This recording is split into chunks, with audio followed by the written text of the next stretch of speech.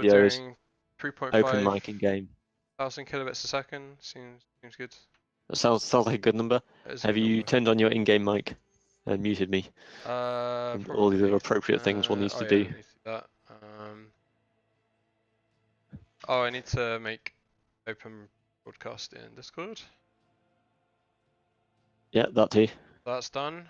Yeah, I mean, it's picking up my mic in game. Cool. Co-broadcast is Let's have these unmuted. clowns play some Dota.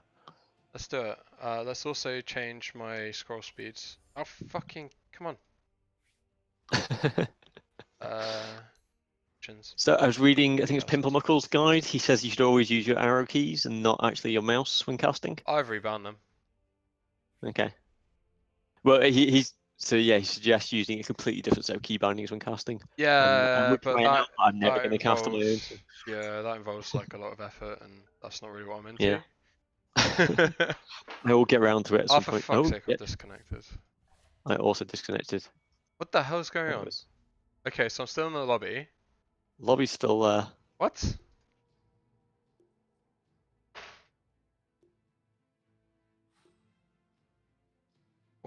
What is even going on?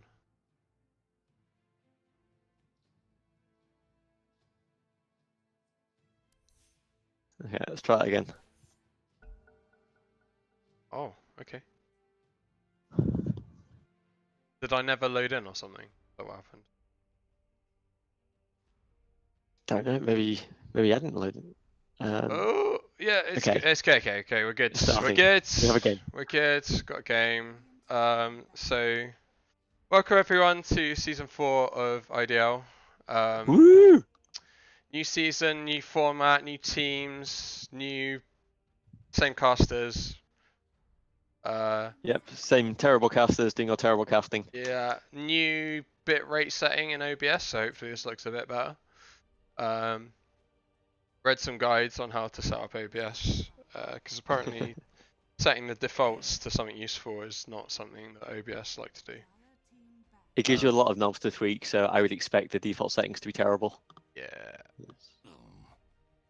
Well, it looks like people are banning the Viper against Chesko Goon on Team D.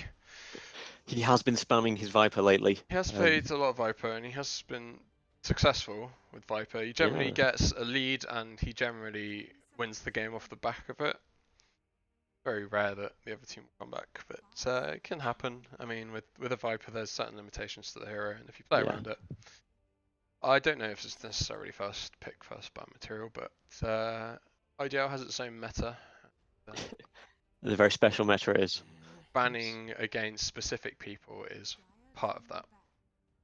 So respect ban on Chris's, Fref's anti-mage. Yep. It's been fairly standard thus far. Chesko's PA as well. So he had quite a good game on it when I was subbing in for his team last season. Okay. I was playing Timbersaw, and we were going for an early game aggro lineup, and it was kind of getting a bit shaky. We were trying to squeeze the anti-mage's space to farm out, and then all of a sudden Chesko came online and he just started like two-shotting people, and we just rolled the game from that point. Yeah, always a fun hero to be ahead on. Absolutely. Silencer ban, so no Hux for Team C. So ordinarily, Team C would have Kuhan and Hux. So subbing in this time, they have Death Row and Fref. And ordinarily, Team D would have Misshook and who else? No, that's their only sub. Everybody else is. Oh, it is. Okay, yeah, cool. So they brought in Lex Lexington, who is an ex-IBMer. He played in actually the first ever Lab Campus Games. Well, it wasn't called Lab Campus Games back then. It was called Quad Department Games. He played in the first round of that. They've renamed the Quad Department Games. Yeah, it's now Lab times. Campus Games to reflect the fact that it's people from all over the UK. That's the UK Lab Campus, not the specific Kersley campus anymore. Even though I mean, Quad Department Games didn't really have any. It meant nothing anyway. Nomenclature in it, yeah, and people from like different departments from different teams. So they weren't four. So I don't really know why they that, but whatever. It happens.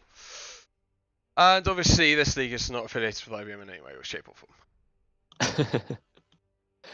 Having as many non-IBMers as it does. Yeah, absolutely. A lot of alumni, I guess. A lot of alumni, yeah. Alumni and alumni's friends and acquaintances, I think. Yes. Frame it. So Titan to first pick. We've seen a lot of Tide in this league. Yeah, he's a popular hero. He's a pretty safe offlaner. He doesn't go much wrong, but never going obviously to be very bad. cooldown dependent. I think that's the thing. And he can often be very good, but I kind of think it's nice to be able to flex pick the offlaner sometimes, because there are some offlaners which will counter the enemy cores, which is always nice to be able to do. So first picking it robs you of that option. But again, you have to pick something first, so yeah, not like too bad of a first pick. And the CM Clockwork picked up for the die, so the CM obviously going to help the Clockwork out with some mana, assuming this is a off-lane Clockwork. We've not seen the position 4 roaming Clockwork as generally played by professionals. It's tended to be the old school off-lane for Clockwork. And the Ogre Magi Tide. Again, like that's a fairly safe pick. They've not really given anything away with these first two. They've still got a lot of flexible options. They've revealed their mid-hero. It's clearly a mid-ogre. Wow, I don't know. If we see the TA pick, I know Chesko does like his TA. Might see that come out. So Faceless Void. I expect this to be a support ogre here. But... yeah, absolutely. Faceless Void and Spectre bans. So I don't think Void is a sensible ban with the heroes they have. Obviously, they could pick 3 ranged heroes now, but like you're not gonna want to Ravage on top of a Chrono. I don't know. But on the other hand, it does give them. It gives you the ability to win team fights not using one of your big cooldowns. Like you can use one and not the other. Save the other. Yeah. And Void. Safe Lane Void really struggles with the fact that he needs to build survivability and damage, so it takes him a long time to come online. Whereas having something like the Bloodlust from the Ogre or an Empower from a Magnus or Alacrity really gives him a way to actually impact the game early with the Chronosphere, despite the fact that he's only got like a Lincoln Sphere and a Ring of Aquila or something, which ordinarily means that he's not solo killing anybody who isn't a Crystal Maiden. Yeah. I quite like the old school Void build, which is like the Mask of Madness Maelstrom, like that. Yeah, that was really fun back then. Really, I think the Mask is very risky for his survivability right now, because obviously, like you're so reliant on Time Walk to keep yourself alive. That's true. Turning that off is tricky. It is. I think it's one of those items that if you have really good game awareness and your team gives you a lot of information about what's going on, they really abuse it. But if you don't have that, it's kind of, it really depends how the game's going, and you can't really know that at the time you're going to buy it. So it's like kind of a risky pick up at the moment, but it is still fun. I still enjoyed it. Yeah. But anyway, so we got Alina ban and Sniper ban. Alina has generally been picked as a mid hero in IDL. I haven't seen it as a support in a long time, actually. I see it occasionally in pubs, but in terms of like stacked games, I guess I play with a lot of the IDL players anyway, so it's probably the same meta that I'm observing. That's true. So that's probably the Goon Puck. It's probably the mid hero of choice. He's had some good games on Puck recently. I was coaching a game last week when he went like 21-1 or something. Absolutely wrecked that game. So he certainly has the ability. Having kind of watched him a little bit, he does kind of, he has like the set Puck moves like Blink in, what's that ability called? Waning Rift. Or back while phase shifting. So, I mean, like, obviously comparing him to someone like Arbed is unfair, but I think Arbed kind of takes the hero a bit more freeform, whereas Chesko kind of relies on his more set maneuvers, which for casual players we are is perfectly fine. But I've it actually, is effective. mm, I've actually been talking to Francesco a little bit about his farming pattern with Puck, in that you actually, if you watch a lot of the pro players, do a very similar farming maneuver, but what they actually do is they orb in, start walking away whilst the orb's in the air, and then jaunt, and then you can immediately waning rift into blink. It means you save the cooldown on phase shift, and you don't have that horrible turn time. Oh yeah. Because if they pick up like a Lion or a Shadow Shaman or some other like zero cast point disable, like you have time to blink in and catch him like whilst he's turning throughout the orb. Because orb also has a terrible cast point as well. Yeah. Like you've got a good like half a second between him blinking in and before you actually have to catch him. Um, so I'm hoping he's actually going to. I haven't seen him play Puck in a little while myself. So I'm hoping he'll actually start doing some of that if they pick up one of those instant disable heroes. Yeah, that's really interesting. I thought about that. So when you jaunt in, you are facing the direction that you were before you Walking jaunted? beforehand. Yep. Ah, that's really cool. I didn't know So that. you are in for the entire. You're visible for the entire cast point of Waning Rift, which is 0.1 second, I believe. Yeah, Um, might be 0 seconds, but has a 0.1 second backswing or something. yeah. And then Naga Tyrant. Oh, I'm very excited now. I love me some Residence Leafer. I don't know who their Naga player is. I'm guessing Far Too Far, who I believe is going to be their carry for tonight. I'm expecting Stephen to be general position. Yeah. I guess it could still at this point be the support Naga. We could be doing the Seraction Slacks meme, Agnum Scepter Naga. Never know.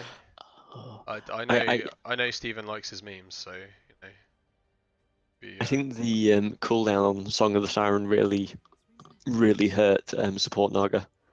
they changed that recently. Yeah, so they basically changed it so that with Octarine Core, it now has the cooldown it used to have. Oh, okay. If that makes sense. Because quite frankly, 45 seconds songs, given it has a 7 second duration, is absurd. Yeah, it's kind of It abusive means at that, that point. yeah, you have about a 30-second downtime, and all of a sudden she's back. So we got the James Kirk signature Troll Warlord. Always a pleasure. Mm-hmm. See that hero. Not much to synergize with it. I'm hoping the last pick is something with, kind of a big hitter with attack speed problems. Maybe a Sven or something like that. Sven with the troll out, the bloodlust might be quite good actually. Troll struggles against Puck in mid though, right? Yeah. Like there's a lot of magic damage coming out of that Puck. Yeah, Troll and can't the really blind get doesn't really close. matter. I'd say like if you, he's as a ranged hero he should be able to farm. Buck space damage is really good. True. So that's probably the main problem. Trolls is about 53, I think, whereas Pucks is in the 60s. So particularly with a typical pickup of an null talisman, Puck hits really hard. And So I kind of like to see a big team fight mid hero out of the Radiant here, because they've got this Tide Hunter with the Chain Frost on top, but it feels like they only have the Troll for right clicking. So maybe like an OD here might be strong. yeah, OD would be nice. Um, Definitely needs to be something that takes advantage of that troll ultimate, because at the moment they really don't have enough to justify the troll pick, in my opinion. hmm. So the sniper would be one, but that's gone. Ember, okay. I don't think Synergize is great with the Troll, but I think It's something. yeah, Yeah, it gives them some good damage. yeah, And they're going to struggle to take buildings if they lose Troll in a fight. Like if Troll dies, they can't take a tower, yeah, that's true. even if they win a fight 5-1. I mean, it could be the Deso what's it called? Battle Fury Ember Spirit. You never know. I mean, it's not going to be, but it could be. Lusa. Oh, So so it is this is the support support Clock Naga. or support Naga? Support Naga it It's the is. support Naga. Wow, okay. I'm really not sure on this Deucer pick. I think Troll is actually quite a strong diffusal carrier Yeah. in this situation. I think this Deucer might. I mean, she's not going to get bursted down by the Ember, which is definitely worth something. That's true. And they're going to have really nice setups into the Medusa ult with the sleep. Yeah. I mean, Coil with Medusa sat in the middle is just absolutely.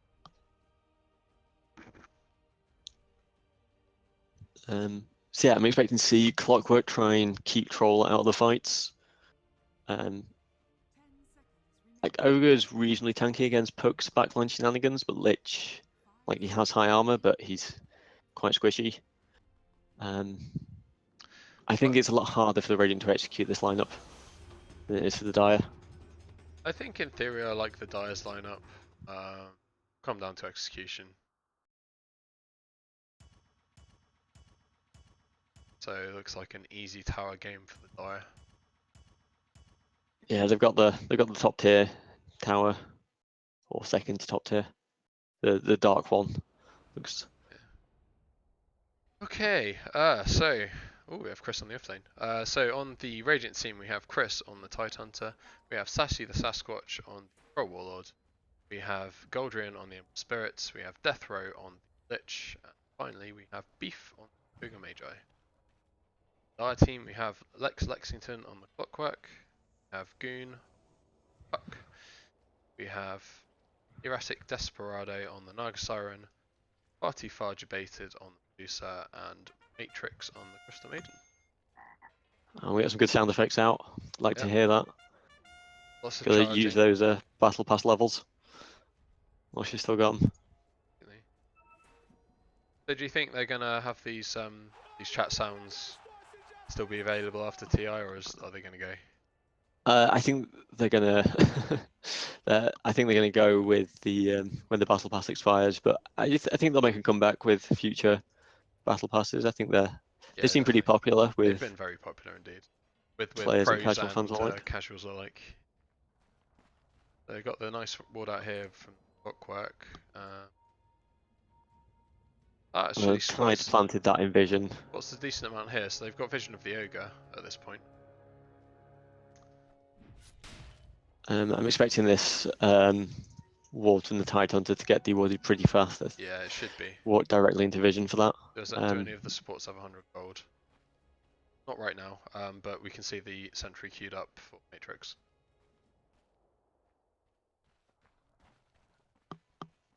So it looks like Puck's winning the block in mid. Yeah. Got the Lich moving towards bot now. I wondered if they might go for dual lanes. The Troll, Ogre, standard bot lane. No, Lich just sat around the range creep mid and then just going back for his tri lane. Keeping nice and safe. I actually quite like the Naga for zoning the Tide. Kinda cool. They've got him pretty low. He's got a lot of regen, they didn't quite coordinate, like the CM froze when the Naga was tangoing. They didn't quite sync up. They might have had a chance of a kill. So they're making a mistake that I see supports make quite a lot, in that they wait for the creep wave to show up and then they kind of run back and then back round. Whereas if you can anticipate when the creep wave is going to come, because you can see your own creep wave, of course. So when you see your creep wave getting to sort of behind the tower, you can actually back off at that point and then come back and zone the offlaner much more rapidly. You don't have to run back. Puck's taking a lot of damage in mid there. He's going to need to get this cell ferried out to him. I think he got a bit aggressive under the tower and mismanaged his aggro. Yeah. So the sentry came out. Doesn't feel like using it though. He's placed it completely the wrong place. Yeah, they stood and watched that Tide place his ward down. They pinged it out as well. They know where it is. I'm really confused by that. I wonder if there's been a miscommunication. Yeah, the Medusa's pinging. I suspect they know where it was, and the CM's mistake. Yeah, as soon as they placed that ward down, Medusa pinged directly on top of where the Radiant Observer ward was.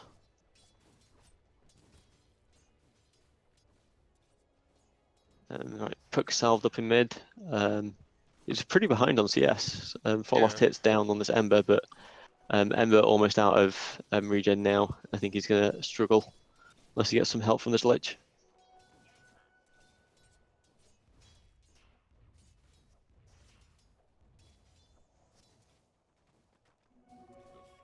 Just got his haste though. Is he gonna try to do something aggressive with this? I really love having a haste as a number. Oh, he's making an aggressive move top.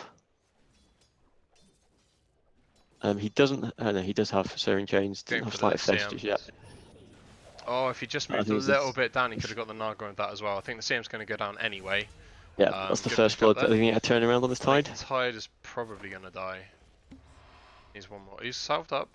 Going to be denied. I think that's going to keep him safe from dying. But obviously not your preferred way to salve. But he does get a little bottle charge there out from the. And we're moving back to mid now. I would have liked him to see him pick up the TP from the side shop to get back to mid faster. He's going to lose a lot of XP now. So if we yeah, the puck's got about half a level on him now, which he didn't need that happen. Which yeah, the Ember had a slight lead, I think, before he made that move. Yeah. Obviously, some of that's explained by the fact that the puck's got a few more denies, but yeah, not all of it. So we've got the two Searing Chains Flame Guard build, and then the max Illusory Orb build. Puck has it.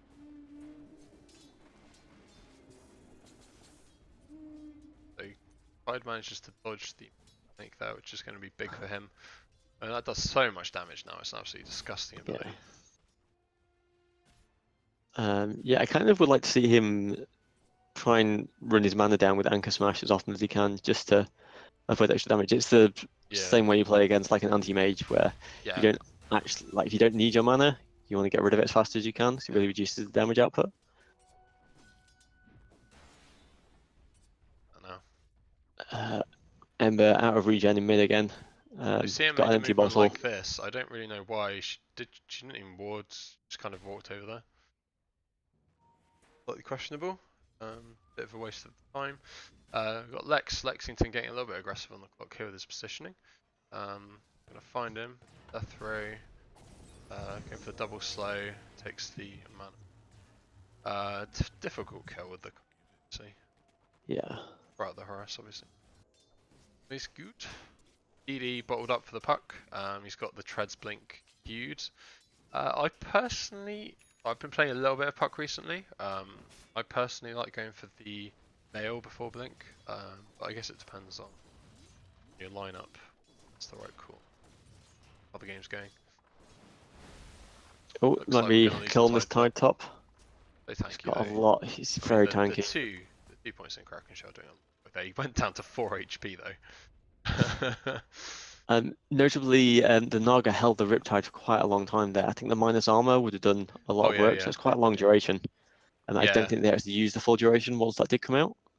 Well, certainly if it was 4 hit points away from dying, just one more attack after the Riptide would have done it.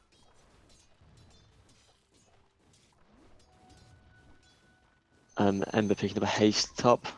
Is there a... So Puck still has the DD and hasn't used his Dream Core yet. We might see him try and get aggressive soon. Ember doesn't have any remnants out yet. The haste rune's not going to help too much with that. I think he's aggressive right now. So he's seen him pop the D. I wonder if that popped the timeout. I suspect it did. I think he should have anticipated that and gone aggressive.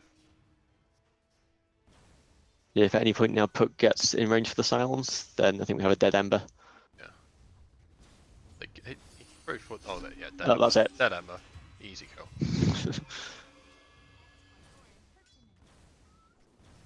That was a good use of the first Dream Coil. Yeah. Glad to see him not go and try and gank with that. I think he'd lose a lot of experience in the mid lane. Yeah, agreed. Making that move. You can definitely kill the Ember. So it was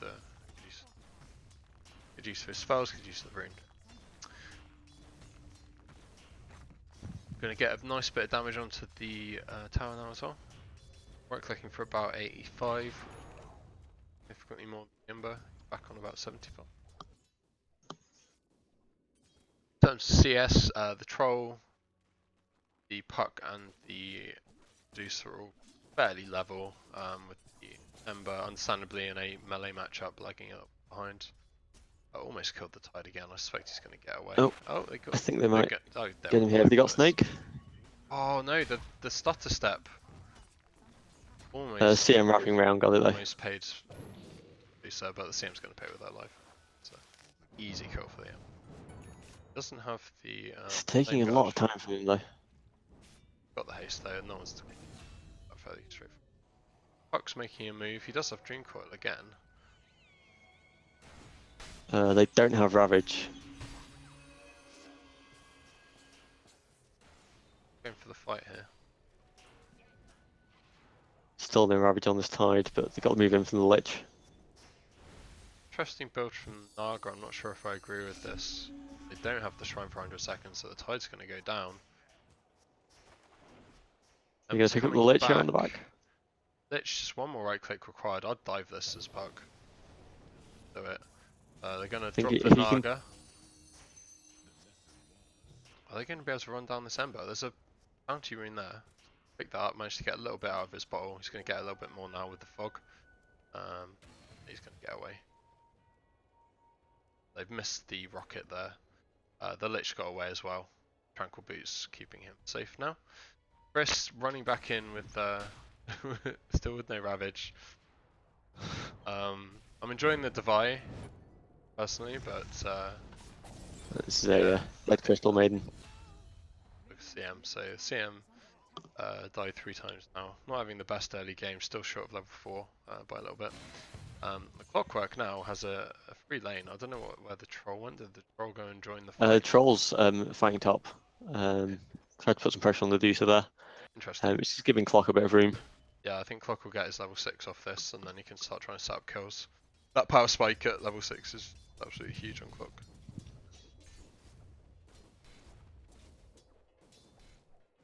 I'm not sure who's going to try and make moves on. He's not got a TP for 45 seconds, so that's going to stun his ability. They seem to have gone kind of... I mean, this is delaying the 6 on the Tide even more, like the heroes coming here. I mean, I don't like retreating to jungle, but I kind of would on the Tide in this situation. That level 6 is so important. Yeah, I mean, I think if you're going to bring the Troll over to pressure the Deucer, I think you should just go and put Tide in the bot lane. Yeah. Where there's lots of room. Just trade it over. So Clock's walked to mids. Like Puck. Troll moving back to the bot lane now. Puck's going bot as well. So Puck's going to be able to really pressure this Troll, especially with no mana. Significant level advantage. He's got the Dream Coil. I would go and try and kill the Troll right now if I was Puck.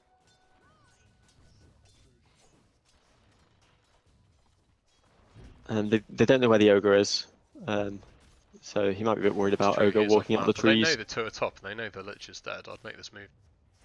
Really surprised to see him not do it. The Tide's still not level 6. Really close now, probably one. Oh, just missed the hook shot. He's going to go for the wraparound, go and try and... That's get first the level Ravage. 6. Is he going to be able to pick up the kill on the Naga? No, the Battery Assault, but the Lich does pick it up. Battery Assault, the bane of any slow animation hero's existence. If Puck clicks on these heroes right now, sees how little mana they have. I think he could have got aggressive. It's easy to say that. You know, I can see everything and not in the heat of the moment, having to click on 2 heroes in a short space of time. There's always the important bit of remembering like who they can and can't see and haven't seen recently. Yeah, that's true. I mean, they know the Ravage is down, they know the Lich is top. Maybe they don't know where the Ember is. I wasn't too sure at that point.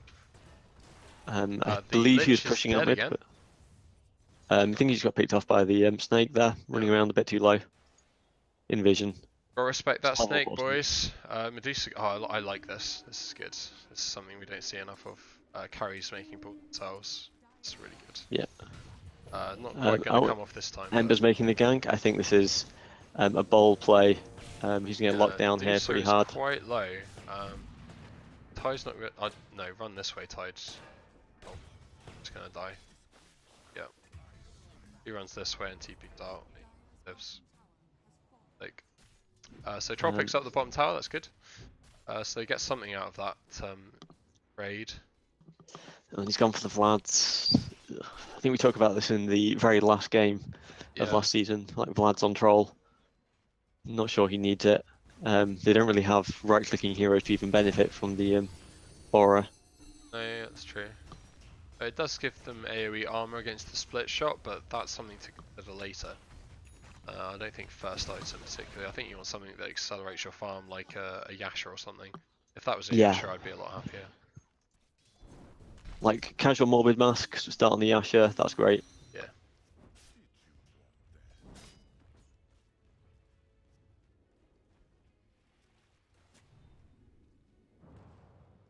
See, I'm starting to get some levels now. Normally you like to see your supports level 6 by 10 minutes. With the slight nerf to jungle XP, that's a little trickier these days. I don't think we've seen this Crystal Maiden jungling at all yet, but... No, but you're right. Naga, however, getting to work on that Radiance. Yeah. It looks like he's going for a ring first. Yeah, going for the Aquila into Mana Boot. I don't really like the Aquila. If nobody else is, I mean, Deuce has already got one though. Yeah, Deuce has got one. So if nobody else has one, then it's fine. But you don't really need the mana because you've got the Crystal Maiden already. Yeah, you got the CM and you're getting Mana Boots, so I would skip it.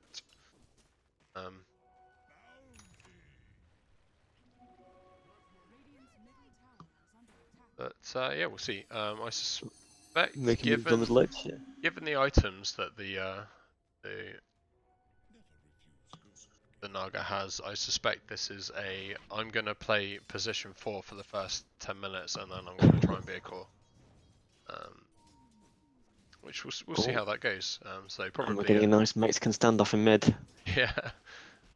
Everyone gathered round. They do have the Ravage up. 9 heroes here. 8 now. And there's a smoke. First smoke of the season. Exciting. It's gonna be a good one. Let's see what's happening. Have Ravage, looks like they're looking for the Deucer. Towards the Deucer. Right, they're correctly now putting Tide in front. So Keith has just broken on the Ogre. I don't know if they're going to catch her. No, she's... Oh, she's turned. No, that was a mistake. They committed Ravage for this, but I think that's well worth it at this stage of the game. Yeah, so unless they get the turn here from the puck. They got enough heroes in there that the Aspersion, and the sleep comes in a little too late. That's a very bad sleep. That's a selfish sleep, and she may even die still. Yeah, she's dead. Yeah. That was a really nice side change. Just gave them time to get their cooldowns off. Like without the Crystal Maiden, I don't think they should have joined that fight. Just let if you lose your Deucer, they commit a Ravage, it gives you a lot of space. Yeah. Yeah, CM's off farming bot. The TP's just coming off cooldown now, so yeah, I think probably coming in. I don't know, it's hard to tell. It looked quite good for them when they had the 3 heroes cogged in, but then the Lich ult just bounced a little too often. Yeah. I don't know if the puck had phase shift at that point, but if she'd phase shift the bounce, then the clock might have survived a bit longer, and then they might have been able to take down a couple of heroes. Like the troll actually managed to get a salve off during that fight. That's how kind of disjointed it was for them. Puck went into that fight very low mana. Yeah. And then he's only got level 1 phase shift. He did use it, I believe. But obviously, long. 6-second cooldown, it's not too bad. Chain Frost. Yeah, I think like the puck could have like even just walked back maybe like 100 units, and that would have been enough to stop the second bounce. Yeah, just fine margins at this point of the game. Oh, have we got an ulti from the Crystal Maiden here? Maybe? It doesn't want to commit it.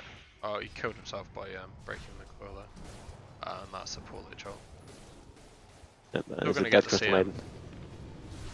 Gonna drop the out. Oh, Oh, she did a lot of damage. Oh no! Oh, I think he could have committed for that. That was a mistake.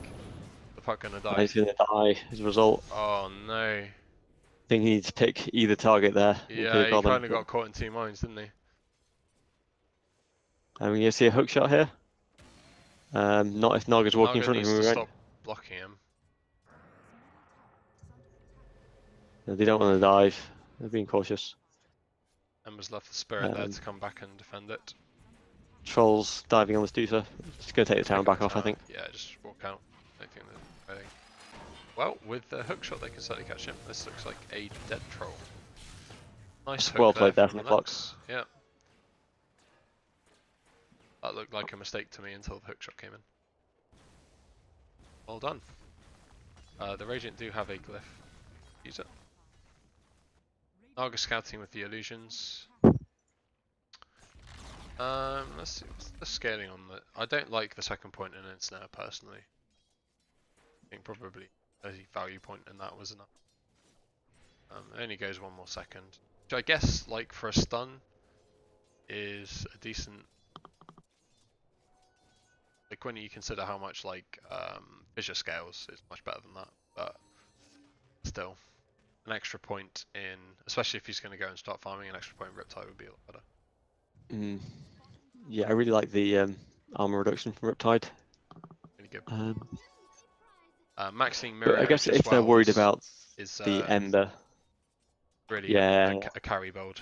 I don't think you do it on the support if you're going hard support, which it doesn't look like he is. He's really disappointed AUI he's style. not stacking 4 camps at a time. He's gonna get clapped So. here. Yeah. Yeah, he's doing the well, kind of AUI style in that he's trying to become a core, but really in that he's not doing all the early game stuff AUI does. Radiant smoked up here. Looks like the Naga's going to break it. She got song. She does have song. Oh, She good, can get stunned out good, of it. well timed stun right on the edge of the animation there. Really well played. That 0.7 second cast time. Yeah. Didn't have the reactions to get that off. No, he didn't realise how screwed he was until too late, I think.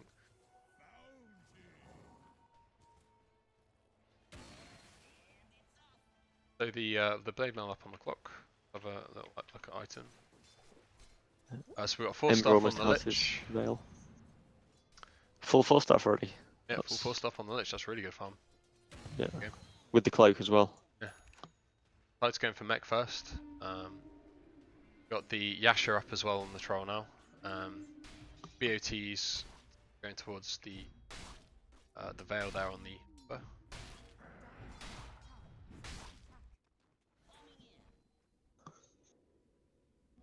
The troll trying to pressure top. Get dream coiled. Yeah, just man up and fight this. I think with everybody else coming in here, I think he's... Break the coil. Find a couple of people, but pay with his life. Did a lot of damage to the clock there. Who didn't use his blade mail. Interesting. I mean, and Ember going on the Dusa bot. It is 25 mana. I would have gone for slight change and turn away there. Because if you slight change and hold her in place, that was a dead Dusa.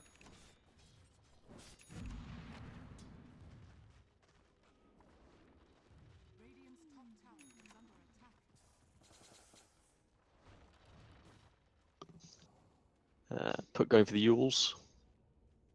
It's about 700 gold short right now. Yep. Just trying to get that bit more elusiveness out of the hero. Yeah. I think he's had 2 more deaths than he would like to have had at this point in the game. Yeah, agreed. How the graph's looking, both super close. Yeah, nothing really. Basically nothing in it at this point. So who do you favour in the long game? Obviously the Medusa is the hardest carry in the game. They do have the Well, Naga. it could be Medusa, it could be Naga. Naga also pretty good in the late game. If he picks up a 40-minute Radiance here, we might see a good hour-and-a-half long game. What's she going for now? She's going for the mech. Going for Greaves Naga. Okay, so this could be the Ags build up. That could be interesting. I do like mech on support Naga. I think mech, or I think Vlad's might even be solid. Give some extra damage to the Deucer, give us some lifesteal. Yeah. Maybe a Helm, see if his micro's up to that. Fun to watch anyway. Yeah. I want to see him try and cope with it. Full disclosure, I would not cope. Helm, Manta, Necrobook, Octarine Core. Yeah. I think I've explained this before, but I can't do asymmetric micro. Like with Meepo, I don't know what it is, but I can do it because they're all the same. Except for the main, like obviously you have your active items on there. Like I can cope with that for some reason, but I can't cope with like Chen or something where you have a bunch of different creeps with different abilities. I can only actually manage having no more than 2 types of thing. Alright. So I can do like illusions plus a main hero, that's fine, or lone druid, but like a helm on most heroes. But I can't ever build helm plus manta, because I do almost all my micro with the select all of the units button. Yeah, me too. Which then means that like, because I want that button to be select my helm unit or select my manta illusions, and when it does both, I'm in a really bad spot. Yeah. That's my main problem. I don't like bind into Mr. Slight Change combo on TM, so she's gonna live. Yeah, it's still that.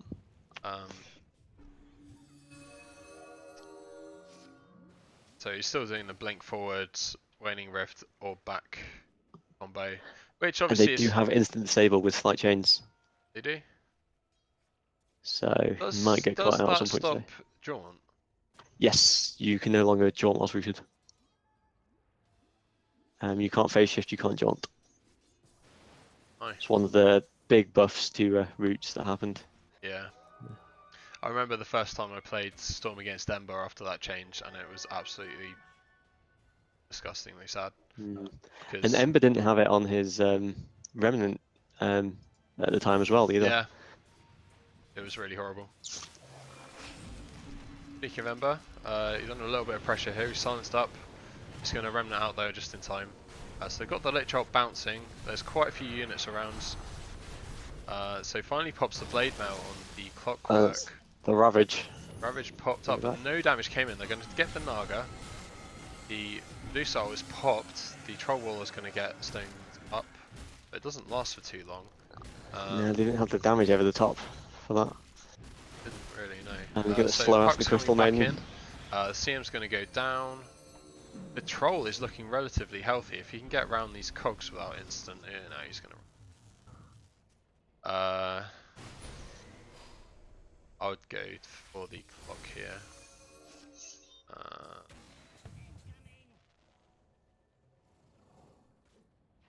Yeah, a slight misplay by the Troll there. He needed to really run on the edge. Pokes missed the coil.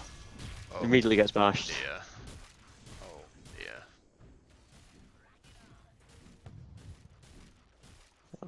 And that's why you do the combo as described by you earlier, and not the other way around.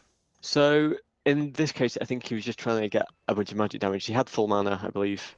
And with the stuns and Dream Coil, like the initial cast on, I think that'd be enough. That's true. Yeah, I forgot about that.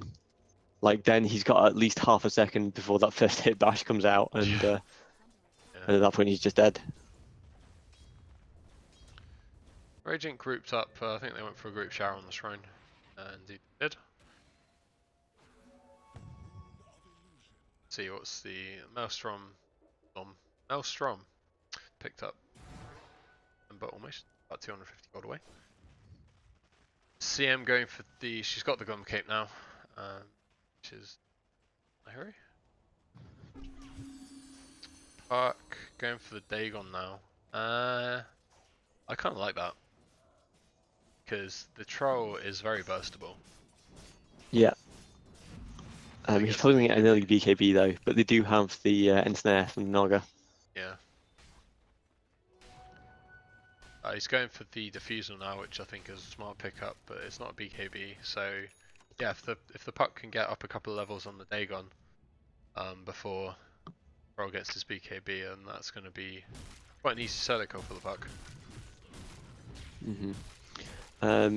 Although this is kind of a rough lineup to BKB into, because you can still get trapped by the Clockwork, They've got Stone Gaze and they've got all of Naga's kit. And whilst BKB protects you from Song, it also doesn't.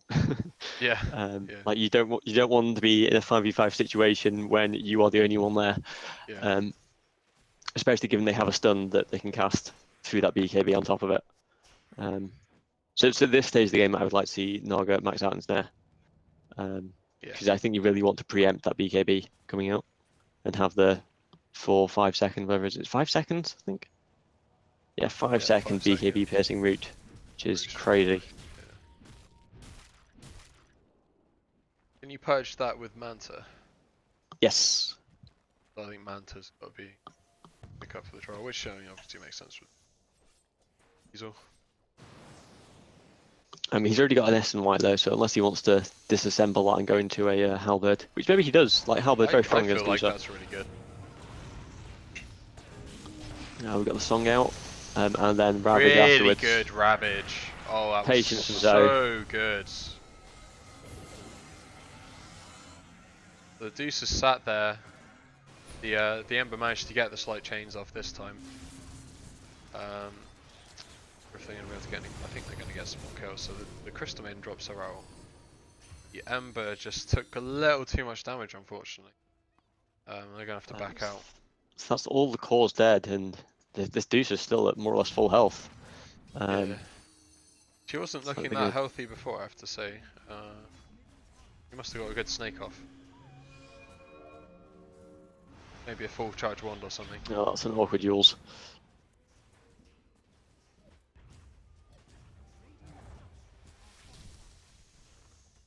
Yes, they don't have a mech on anyone just yet. No, probably a snake and a full charge wand.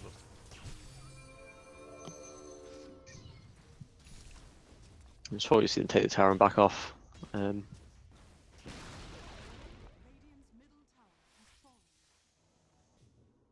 Lich Ult did a lot of work there to stop them taking that too quickly.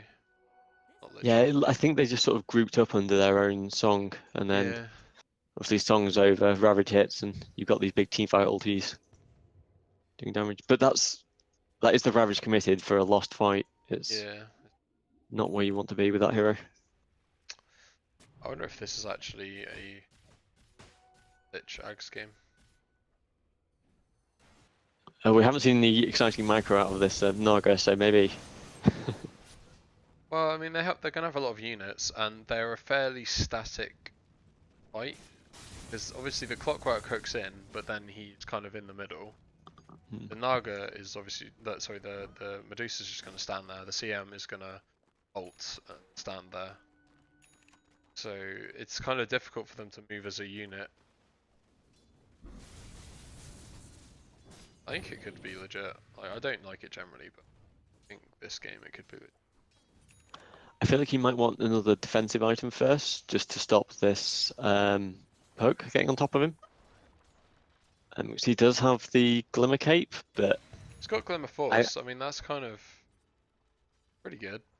He's going for the Dagon. Yeah, I'm not sure Dagon being the right play here. I don't know why. It kills Naga illusions. I guess if you're worried about the Naga getting big later on, like Dagon 5 has good cooldown. Away, though. That's so far away. Like 15-second cooldown to kill an illusion. They're smoking into Roche here. Might see a rocket flare come out to scout this, given they're all missing on the map. But at this rate, it's going to be too late. He's pushing mid. So yeah, nice smoke play. They're going to snag the Roche. Pings come out just as they take the Roche. Yeah, guys, I think So there might be Roche. Roche has died to the Radiant. Yeah, classic. Yeah, I do it every game. It's terrible. So I get at least any areas right.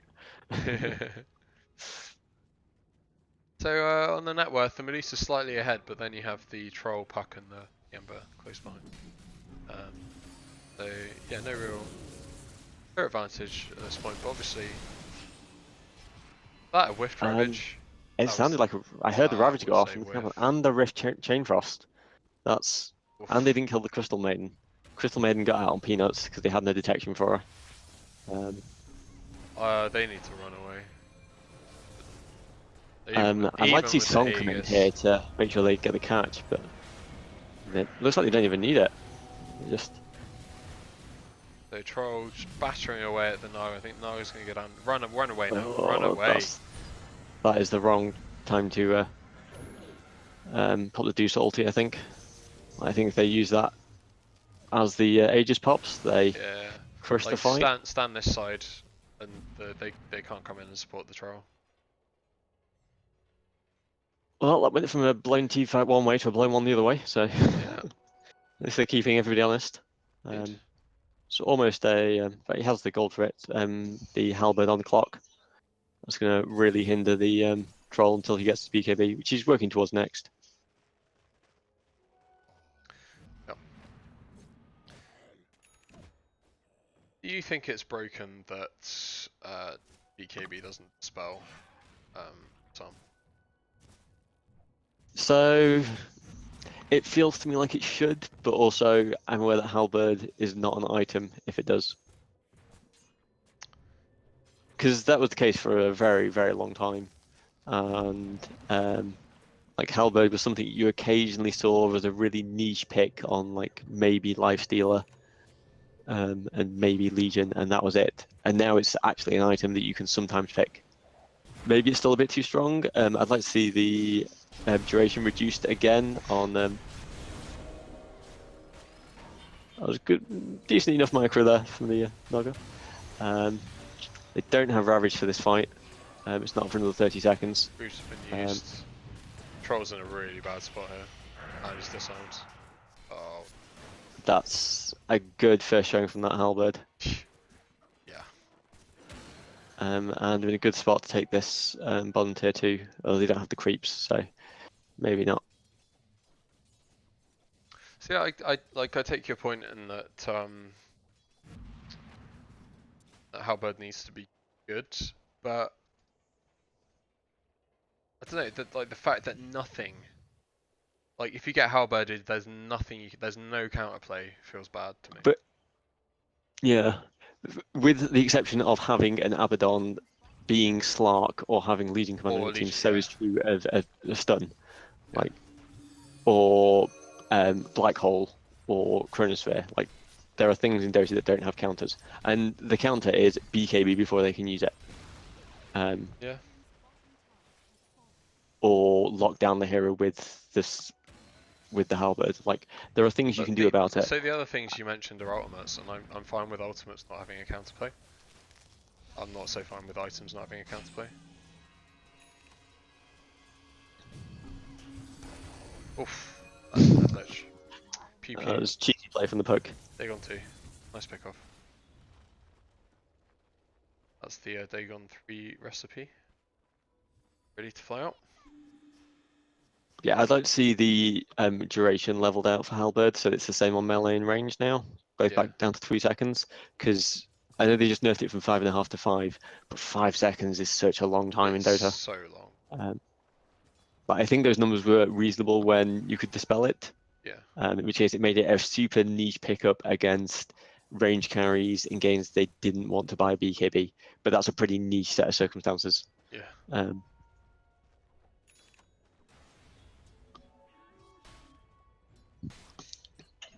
So I like it as a sort of a cheap scythe that only does like a third of the stuff that a scythe does. Yeah.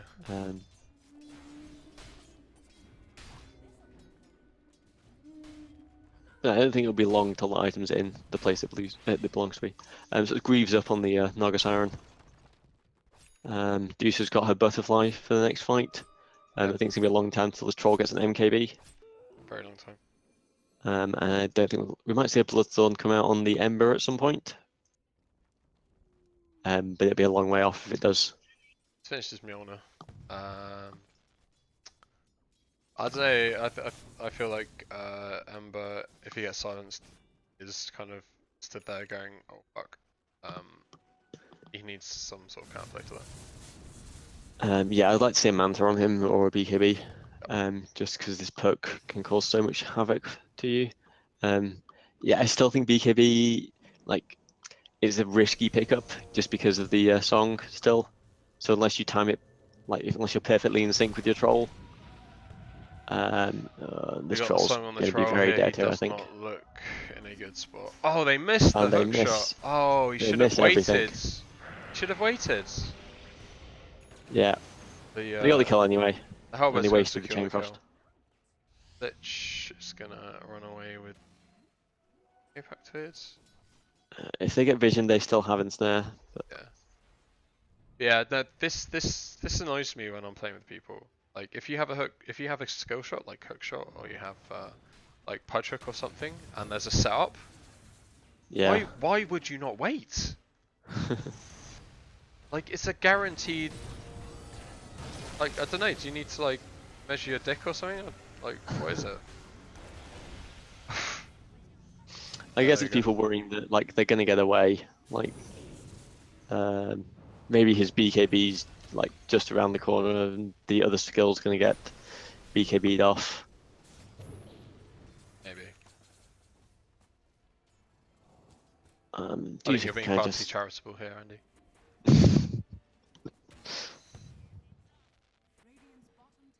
Yeah, this is looking really good for Dire. They're exactly where they want to be in this game.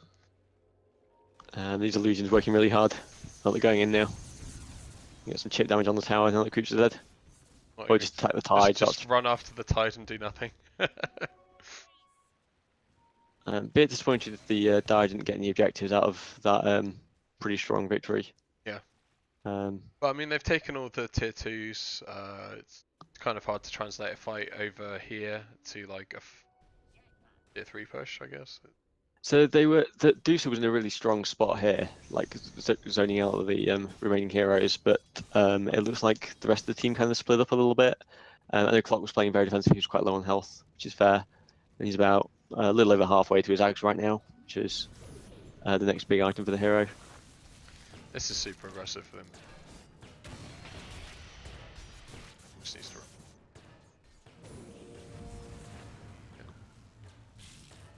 We'd like to see the kill like, for mana burn there, but I feel like that was a long time to stay with a puck that could have blinked at any point. They didn't have vision on the puck then. Yeah, it's very defensive wards now from the Radiant. They've just got this one out here that's not seeing a whole lot. They need more in this sort of radius. I don't know if you can. Yeah, I can. Looks like maybe setting up for a gank on this tide with the song, but instead, Crystal Maiden's going to have a fight with the Troll Warlord. What could possibly go wrong? Quite a lot for the troll, it looks like. Oh, I think that's. I think that's a fine song. It gets you, lets everyone get in range. Deuce has got in front of the troll. Yeah, they're just gonna go down. Troll's down. Ember's trapped. Tide's trapped at the back with the Ember. Does the Ember have a remnant? Remnant is not up for the Ember. So he's gonna die. Are you gonna make it out? He's got a blink. Questionable blink. I think they just ignore the tide here and just march down mid. Yeah, right. Let Naga push out the top lane with Riptide, and should be the first Rax here. Should be. They've used all their ultimates apart from Crystal Maiden, but they rebuy on the Ember, and that might save Rax. I'd expect them to still try and get a tier 3.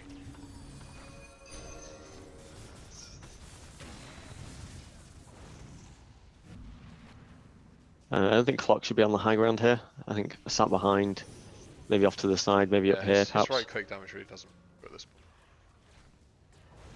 Especially with a hook shot up. They're going to get the tier 3. I think they should back now. Staying on. Yeah. Damage from that lit shot, bouncing from the catapult. Oh no, the Ravage! Oh, they needed that to land, and it's not done it. Oh, you should grease. I still think they should just grease. disengage. Oh, yeah, I agree, Chris. that was a bit shit. I thought Chris was the Team A star. He is the Team A star. Looks like the Naga's gonna get picked off here. Doesn't have song for the 9 seconds. That cooldown nerf. Gully killed. OS Frog, please. Is that the Scally on the Deucer? No, it's just a orb of venom being flown out, as you do. She's close to it. I do like this courier from Mop. Basis Rex is cool. I really Yeah, wanted it, it's but a I didn't sexy get it. courier. It's the Raging Courier. Fucking donkey! Who bought that shit? I don't know if we can look back at this point. Reported. Who's it Whoever going to bought be? it. Who was Is it it? Ollie? Death Row? Either Ollie or Keith. One of them needs reporting. Oh, Keith usually has default donkey. Ugh. I know we had a lot of default donkeys last season. Oh, it's got to be Keith then. I'm ashamed. Yeah. I mean, I feel like our victory is hollow now. Given that we got Courier. We had some games without a default donkey, so I don't know if he's just got default donkey in his like random or something. Oh, maybe it's in its rotation. This looks like a dead CM. Yeah, he has some good moves. I'd like to see it just like hide behind a tree and cast the ulti. Yeah. Just go for It's got a pretty low cooldown, 90 seconds, not too bad. Why not? Alright. Making space though, just the rest of the team taking Roche here. Taking it very slowly though. Will continuing to pick up very useful items for his team, going for the solar. The Stallion obviously going to help them take Roche. I was actually about to suggest he build a Solar Crest, so... I'm a fan of how he's played this game actually. It's just one of the, like, I feel with Will, like he sometimes has really good games and he sometimes has really bad games. I think this is one of the games. Very well. So we might see a fight here. Is he going to use the song to secure the Roshan? No, he's not. Bashed up and he's dead. I think he was just chain disabled there. I think he would have songed had he been able to do so. Well, I think he should have stayed behind the pit, and if the Radiant made a go on Roche, then he should have songed and just let them take the big going one. to go down here? I think she is. Yeah, go I for the think she's... Invisrine. She took it, but and they're going to get the Roche here as well. Oh, oh, Chesko, go for the steal, mate! Come on! What kind of puck are you? Aegis and Cheese. Both up on the troll. And I guess... during all this, the Ember got the bottom... Well, that's really bottom good. tier 3. Puck might pick him off here, but instead they're going to miss the hook shot. Is he gonna... Oh! They got it. Oh, that was so close! I was so close, that was the last right click. Oh, that remnant was bad. Like, just put it on the high ground there, please. Oh, man. I mean, good work getting the tier 3, but you could have got out there, mate. So how about again doing work? And Troll's going to kill himself. Just down. So, Tide going to try and get behind. He's got the Shivas, got the Ravage. The Lich Ult's going to keep bouncing. Oh, that's the BKB blind. Oh on the no. troll. That's his 8-second BKB, I think. 9-second. Just keep hitting the tower, mate. If you... We'll make hay while the sun shines. I think they were worried about the CM doing some shenanigans, but they have the Ravage. Yeah. Shiva's Guard also on the Tide. We don't have the song, like what's going to go wrong? Still got to use that. And they still have the cheese on the troll, so if they can still lock him down. Yeah, the troll is grieved up, but going for the... Ravage into the decent ulti is... I think he bought the troll sometime, but the troll really needs an answer to this, this clock. I feel like the Lich has been using his stuff aggressively when he needs to save it. Troll. That's an axe. I was looking at that, I was like, farming hook shot? I mean, that has a long cooldown. No, this is fine. It's the buyback on the troll. They have their 2 big cores, but they don't have Tide, and obviously don't have Ravage either. He's out. Nice. Troll, stop running your mana, mate. BKB'd up. Well, they've got the shrine. Needs to start fighting here. Needs to go for the melee, get the blinds in, start bashing people. Oh, kill that Naga. I think that was fine. It means the rest of his team can't come in behind him whilst he's BKB'd. Troll dead with no buyback. He's out for the next 90 seconds. It's all on the Ember here to do as much as they can. I suspect they're going to get at least 2 lanes of racks out of this. I don't know, they're forcing back a couple of them. I guess they're pretty low on The the Deucer doesn't clock and care. the The Deucer could crystal just maiden. stay and like fight for ages. The rest of the team has to back. I don't know. Like I don't feel like they're in any rush. Yeah, I they think have the late game. they could take another lane, but I don't feel like they need to. I think that's what Steven's saying. Like he's playing aggressively enough to say, look, I know I can fight you. I don't have to respect you.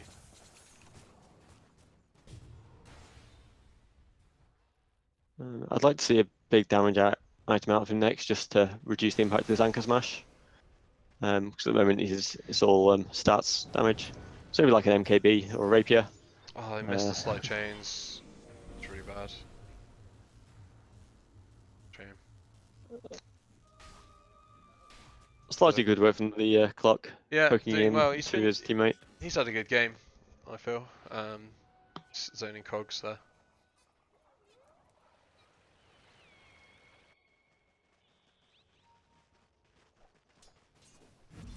I don't think they're going to know that this ward's here, blocking that camp. It's about to expire anyway, though, so. Yeah.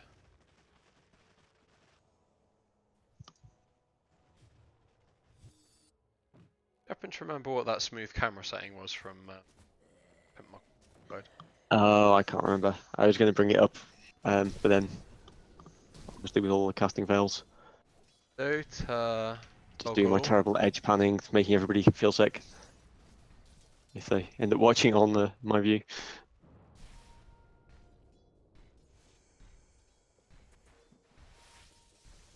But I believe it might be a shell command that you can bind to a key. Assisted camera operator? Yes. Oh yeah, but that's the one. Ooh. You want to turn it off in fights though, so I think you want to bind it to something.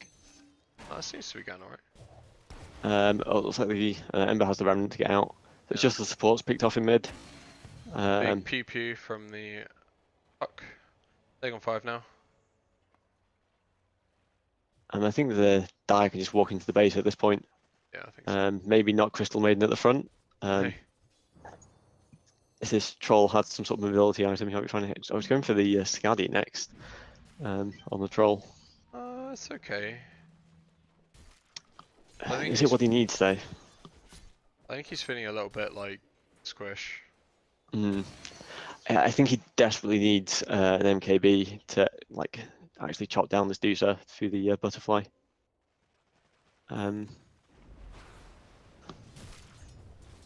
And also just get a bit more damage out. Like the Skadi isn't gonna do nearly enough. Troll going for. Oh no, he BKB just after the. And the combination of the Naga and the Deucer ult there. A little bit of overlap, but I don't think it's going to matter. The Troll trying his best to get some lifesteal going, but he's not quite going to get it. Picked off the Medusa in the end. They managed to throw out the Chain Frost, which is Deucer's still going strong. Clock. Deucer looking very strong. I think she's going to go down though. Finally, take down the raid boss. And actually, Death Row got the clock on the backside, which was actually an even bigger kill than the Medusa by net worth.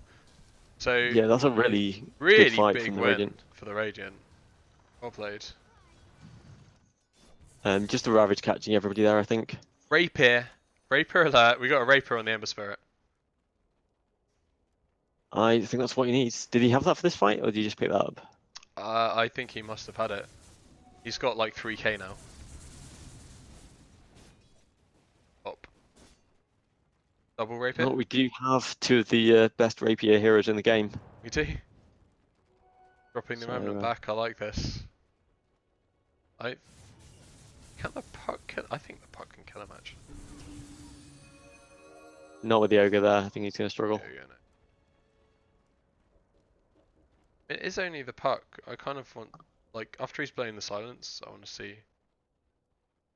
I kind of want to see him go aggressive there. But, you know, you can go back, take shrines. Out of a silly idea. They don't know the buyback status. Like they had a lot of buybacks on the Dire. But again, like forcing the buybacks is Yeah, it's true. More stuff up on the ogre now, so that's going to be an extra chance to save the rapier holding gold round. There's Do an you think axe on the lich. do you think he just goes double rapier, like double rapier yellow? I I mean, kind of what else are you gonna buy? I kind of like going back for the Battle Fury actually at this point, or a crit, maybe a crit.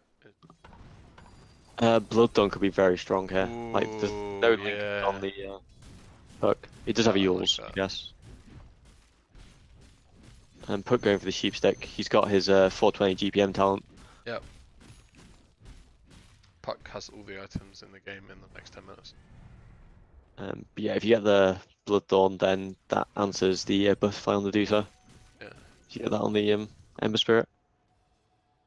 Doesn't give you quite as much damage out of your Sleight of Fist as a Daedalus would. It's obviously a very single target crit item. That's aggressive placing this Crystal Maiden. Just running at you. That's...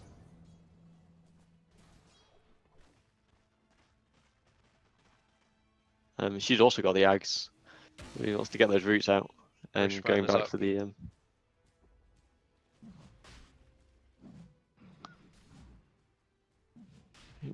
what is this on the Crystal Maiden?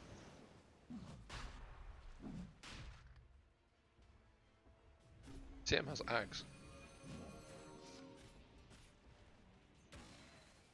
Going for the Oh, it's BKB blown on the troll. It's been Glimmer Caped, I don't know if he knows he's been caped. Glimmer Cape's going to do a lot of work. Nice force back. They're going to have to sacrifice. Yeah, sacrifice him. Green coil. They're going to get the troll anyway here, I think. Bad. Lich standing there watching it happen. Not the best. Ember's taking racks. In the meantime.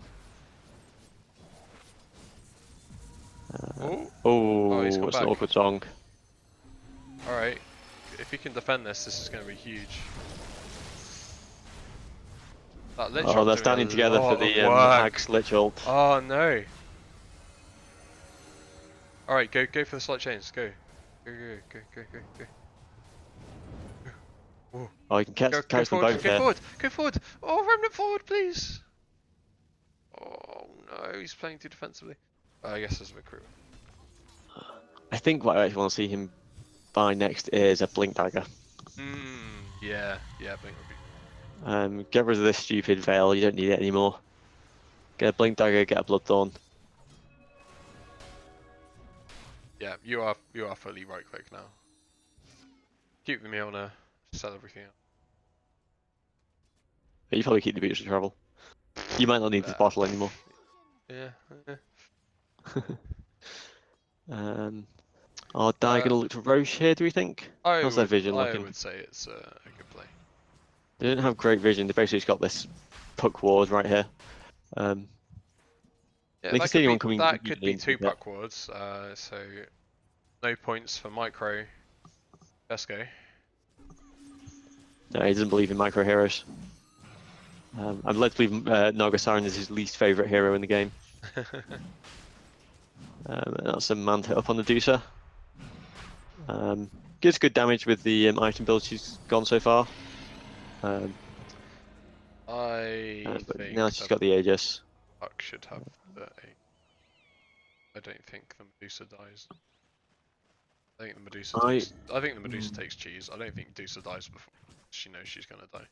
Yeah, that's probably fair. Refresher on the Tide, that could be a big pickup. If he, that's good. I'd like to see him try and stay hidden until the next fight. Just keep that hidden. Oh, you maybe go in and do the intentional whiff ravage. Oh no, guys, I missed ravage. What are we gonna do? Oh. Go back. You better group up.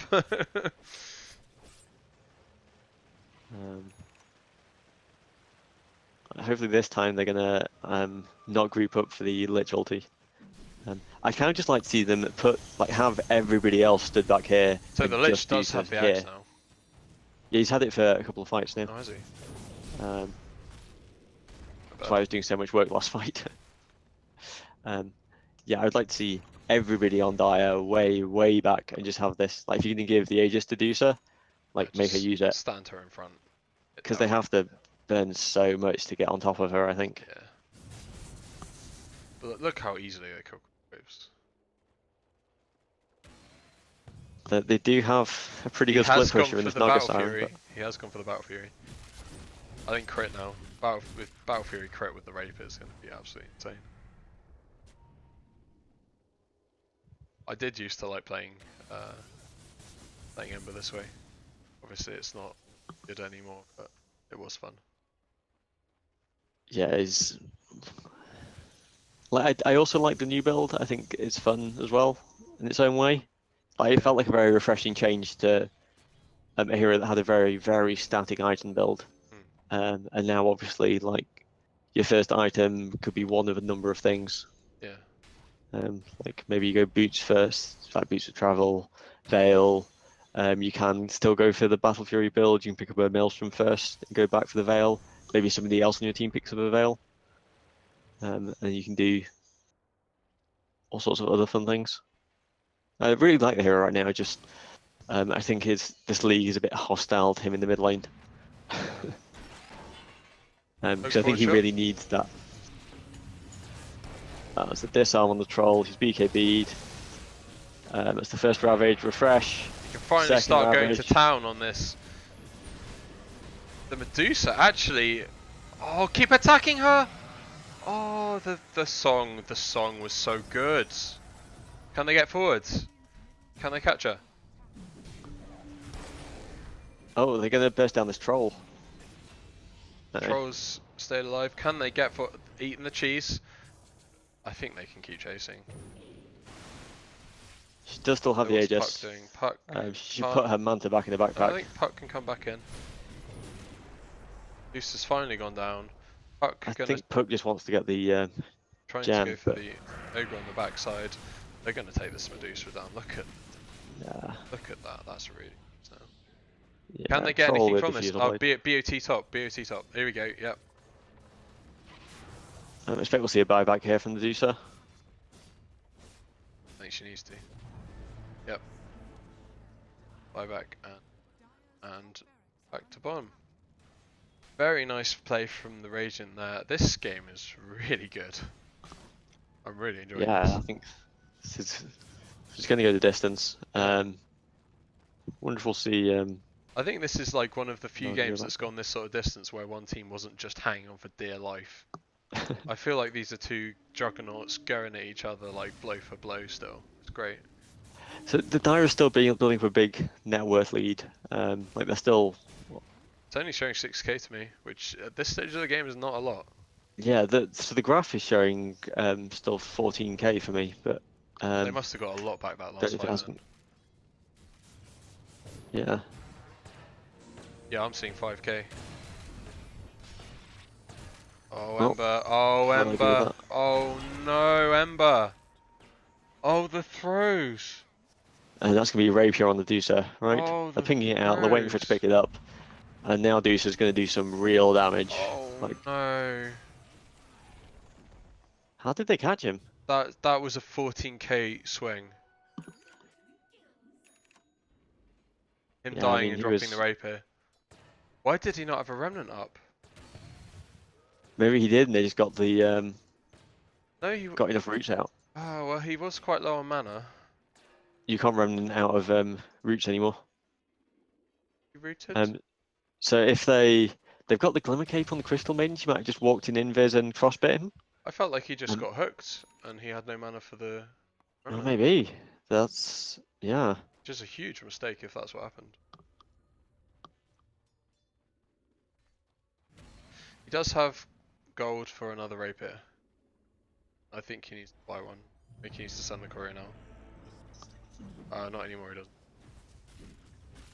But that's what he needs to go back for. I think they should get really aggressive with this Medusa standing on the high ground. I don't think they have anything to be afraid of, especially not if this troll's about to die. It's dead troll, no buyback. They've got the Refresher Ravage with the Lich Ult on top. It's doing real big damage. Drop the Shivers Crest. Sleep and the Medusa are going to keep them safe. Dream Coil doesn't work under. I wonder, the double Shiva's there. Medusa was very low.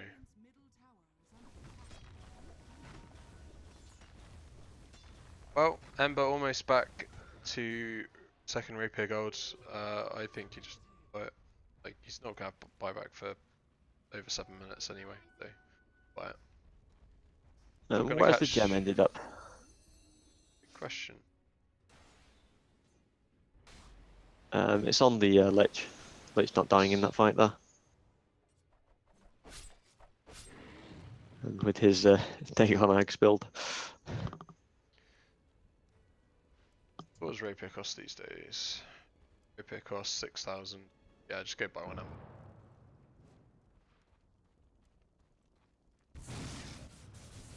Ember. Poke with the E-Blade. And looks like he's about to Moonshard up the Deucer. Don't think he knows that has global range. But... I'm sure I told him the other day. It's not something that comes up very often. No, it doesn't. Poke and Alchemist are the only two. Yep, Rapier up on the Ember. So Rapier versus Rapier. Both of them bought by Ember. So really at this point it's less team net worth that matters now, more buyback status. So buybacks, 2 on each team. Puck and Naga versus Tide and Lich. Most of the Dire team are close on gold. But the Deucer, 3.5 minutes left. 5.5 minutes on the Ember Spirit. I think if this Ember doesn't die, I don't think that they can push high ground. That's light. In fact, has he gone for the cooldown reduction? Oh, you don't get that anymore. Oh, you do. 20% cooldown reduction. Yeah, that with I think it might actually be worth going for the Octarine. Just for that cooldown reduction, because like having a slight every like what is it, 3 and a bit seconds. Cannot push into that if he's got a Rapier Battle Fury. It's just they do have Blink Hex on the Puck. Like they can catch him. I think he maybe wants to go back for Lincolns for that reason. Yeah, that's or perhaps a BKB. Do they have the Aether Lens on the Lich? Not Aether Lens. Lotus Orb? No. Yeah, I think they want a Lotus. The Lich is pretty fucking stacked actually. Guess he'll start maxing this Dagon now. But yeah. Oh, he does have 2 shoes. Yeah. Yeah. Ollie 2 shoes. Yeah, so perhaps dropping the Tranquils for good old Virgie. There's a late Aether Lens coming out on this Ogre. I really think that should be a Lotus Orb instead. I think that would be... I don't like that at all. Aether Lens stage. Like, I appreciate these trying to make his hero more than just a Force Staff and Bloodlust, but... You're a Force Staff and a Bloodlust. Yeah. Don't worry about it. Just, yeah. You're going to make your peace with that. Accept that. And become a Force Staff, Bloodlust, and a Purge. Like, you're still tanky enough, and your stun lets you stop Puck that jumps on your backlines. Like, you don't immediately die to the combo. Puck has EB Dagon 5. Yeah, he's completely stacked. He's buying moon shards. Don't know who the next one's for. Himself, presumably. I would put it on himself. He's the second biggest right clicker. They're still chipping away at this tier 3. I think it should try and do something to push out this top lane at the same time, so they can draw the Ember away from the Rex. Yeah. But they don't have any boots. They've only got boots travel on the Puck. Maybe Puck could walk over there, push it out a little bit. And threaten to come back in. Either that or they're committed to the slow siege with the Manta. I guess eventually your mid lane's going to push in enough to give you a bit more. If I was the Ember, I'd go top. Like, push this creep wave out, go top, push that one out with a rem.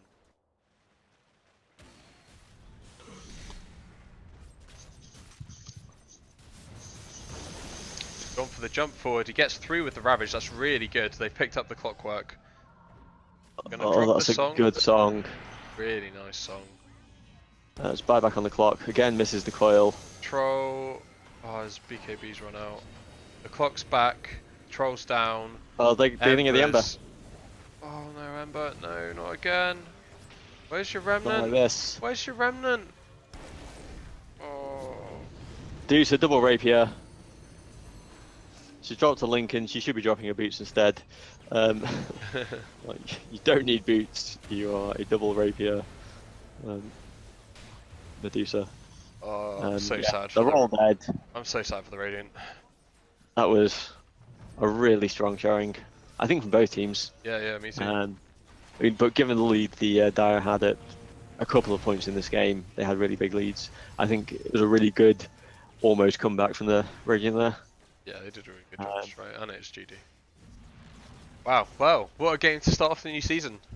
Yeah. I really enjoyed that. Hope they're not. That was really good. Well, I was about to say, I hope they're not all like that, but we're best of twos now, so we can be. Exactly. It's fun. Fantastic. No longer have to worry for 1 AM finishes. It's can play all the Dota we like. Alright. Wow. Let's have a look at the graph for that. Yeah, it was dead even until about 35 minutes, and then I just kind of pulled away with a kind of couple of jump backs when the Ember Rapier was doing work, but ultimately couldn't arrest that steep descent into dire advantage. Yeah, I think the moment really for me was when the Ember was pushing bot, got caught out and dropped the first rapier. Felt like the beginning of the end. Yeah, it really did. Obviously, Rapier is such a strong item on Medusa.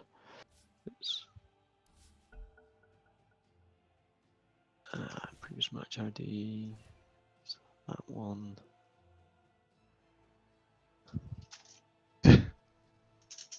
Jessica's changed his sponsors to Papa John's Domino.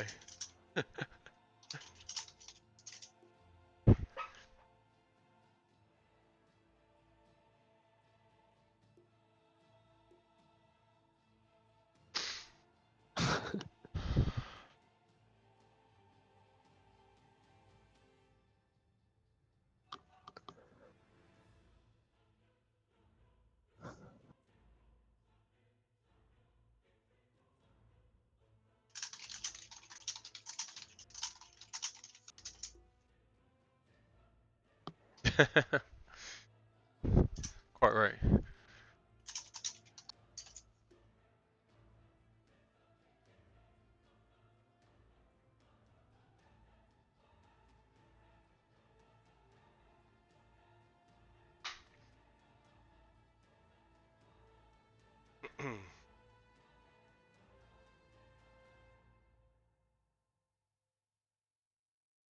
Do we not just swap him? So I thought, given especially because it's the best of two, so there isn't any unfairness in winning the coin flip. I guess so, yeah. Going it pro style. Yeah, Like, could do. they each get a choice. But if they don't say anything, I'm going to assume they want Dire. Yep. And I'm going to grab a drink, and then hopefully they'll all be ready to go. Cool. I'm going to see if anyone's in chat. Suspect not.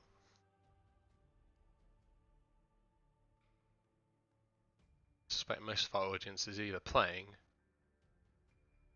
out on some sort of pub crawl.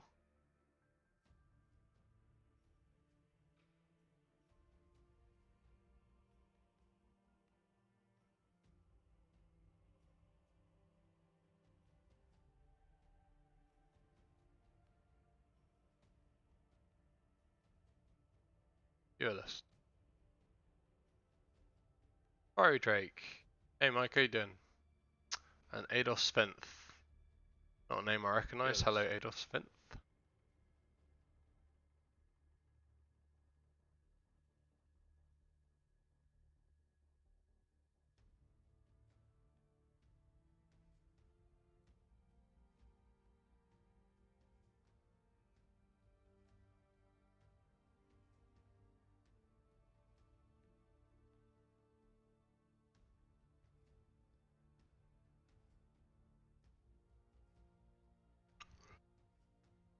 So as I mentioned at the start of the game, we do have some format changes for this season of IDL.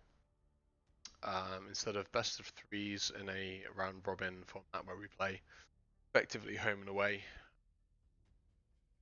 have a best of two round robin round the other ones, and that basically seeded double elimination bracket, which is back to best of threes. So that will start after TI7, taking a 2-week break for TI7. So we've got games the next 2 weeks. That's TI, and that's the brackets. So hopefully you'll join us for those. Yeah.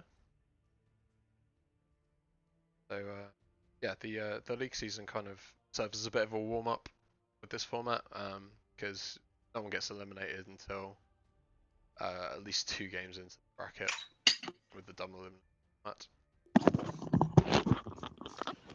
So you're kind of playing for position in the bracket. So obviously the first will play the team that finishes last, and then the teams to play each other. Is that both teams? Yeah, they're both ready up. Great, let's get stuck in. Game 2 of the best of 2. Team D, who are Radiant this time, won the opener with a solid set of Medusa plays from far too far. Ably backed up by the clockwork of Lexington, the puck of June. Not to mention excellent song antics of Erratic Desperado and fantastic Crystal Maiden carry IO Matrix. I think it was actually a really strong showing all around. Didn't feel like there were any glaring weaknesses in the play from either side, which is nice to see. On the respect ban on the Dusa, wow. Agreed. They even telegraphed it with the first ban on the anti-mage in the first game. I mean, yeah. Clearly they want to take the Dusa counter out of the game. Which what do you think we'll see differently this time? I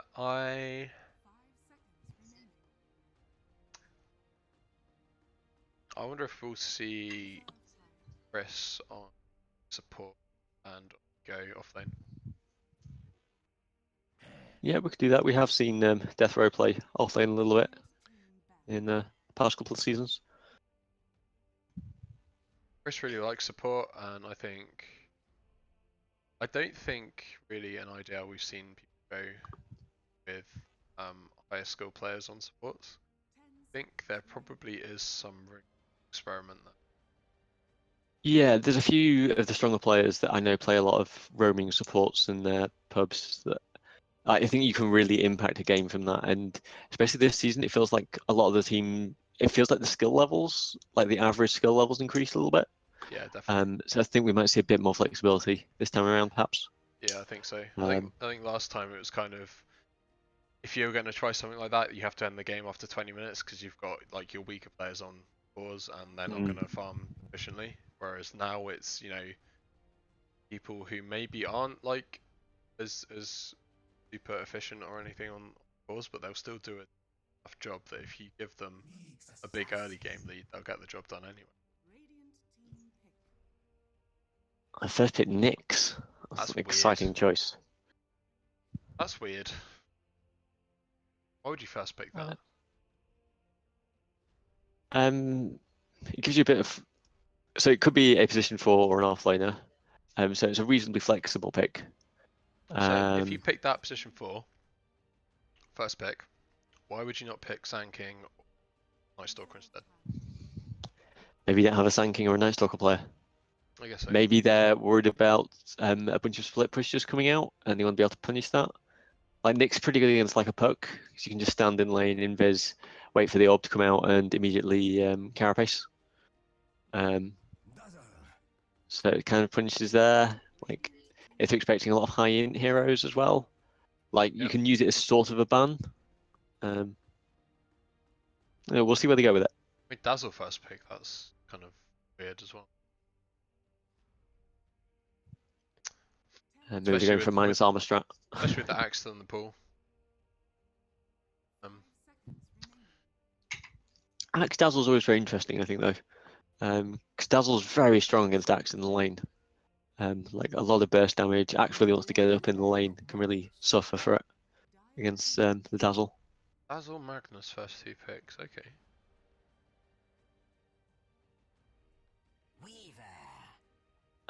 So I don't know much of their the off lane player from the last game for Team D, Lexington. I've not played with him very often.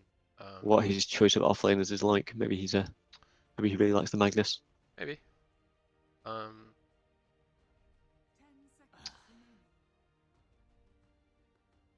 So the game that he played in the quad department games, he was Tinker mid, and that was the one game that I've been allowed to play Storm ever. And I slightly crushed him. Yeah, I was sat in the lobby briefly with Goon and Far Too Far just before this kicked off, and they were talking about somebody picking Tinker into a Storm Spirit in the quad department games, which feels like a poor choice. That was that occasion. Like that's the pick when you know you are better than everybody on the other team. Yeah. That's the time where you can do that and go, it's fine, I'm just going to outplay him. Yeah. Clearly not the case, I guess. That's what annoys me about people banning like first phase banning Storm. Like I can't pick it against those heroes that it counters. But like I would never ban Sniper if I could pick Storm. Just kill him over and over again. But equally, people banning first phase banning Storm means that we have a really flexible draft after that because it's not first phase ban worthy. Yeah, I think that's something we really benefited from last season was Sniper, Spirit, Storm Spirit, not Sniper, Silence, the Storm Spirit ban every game. Then there are a lot of heroes left we can play. Yeah, exactly. And they're both actually kind of niche picks, though. I know Hux really likes his Silencer. I'm a bit disappointed to not see either Kuhan or Hux on Team C today because I was really looking forward to both of them wandering around with Shadow Blades, given that I don't think I've seen either of them not build that item, apart from Spectre and Queen of Pain, respectively. So that was going to be quite fun to see a team try and deal with. Because at that point, if you can shut down those two on their Shadowblade roamers, then you're probably in a pretty good spot. Like if you can neutralize that first 2.5k of gold. Yeah. But not the case. Chris doesn't really, Fref doesn't really have that impact in the way he plays. There's a lot of things well, but he isn't a Shadowblade threat that I've seen anyway. It's not his kind of playstyle. Like he does like the early game aggression with heroes like Tuskar and Spirit Breaker and stuff like that, but yeah, not the kind of early mid game post laning phase Shadow Blades terror that Hux and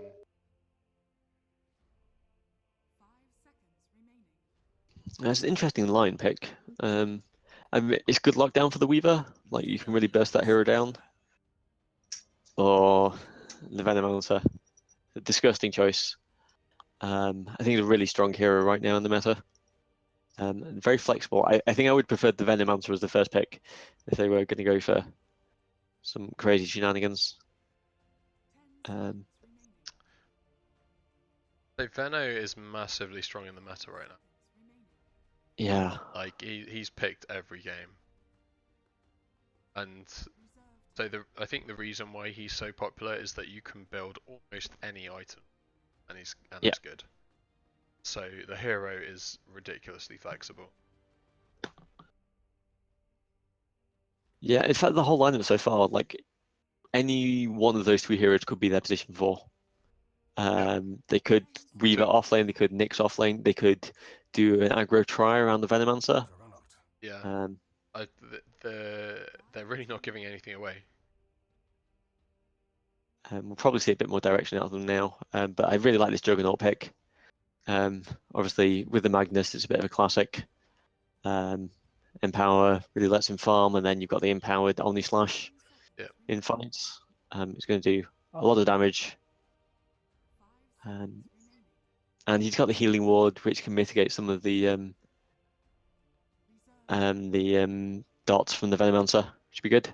Yeah. Though Venomancer does have the Plague Walls to try and, like, if you got the micro, to hunt down the healing ward. So, see a bit of a ward fight there, which would be nice. I'd like to see a bit more lockdown from the Dire here. Maybe a support that can lock down this Juggernaut. Yeah, something that can react to Magnus kind of fishing for an RP or something.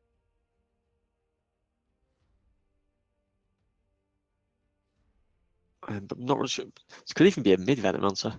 But obviously they haven't shown their mid pick from the Radiant side just yet. Could be the Magnus. Probably isn't, but could be. I don't think Green plays Magnus. He might not play mid. He might not play mid. Might be 45. He does play Juggernaut, in fact, so we can maybe see a Green Juggernaut here. I know 45 and there we finally get the Sun King. So. It's all the position 4s. All position 4s, all bugs. Yeah. So if it's all bugs, who's their final pick gonna be? Are there many bugs left? Have a look. Broodmother. Yeah. It's kind of buggy.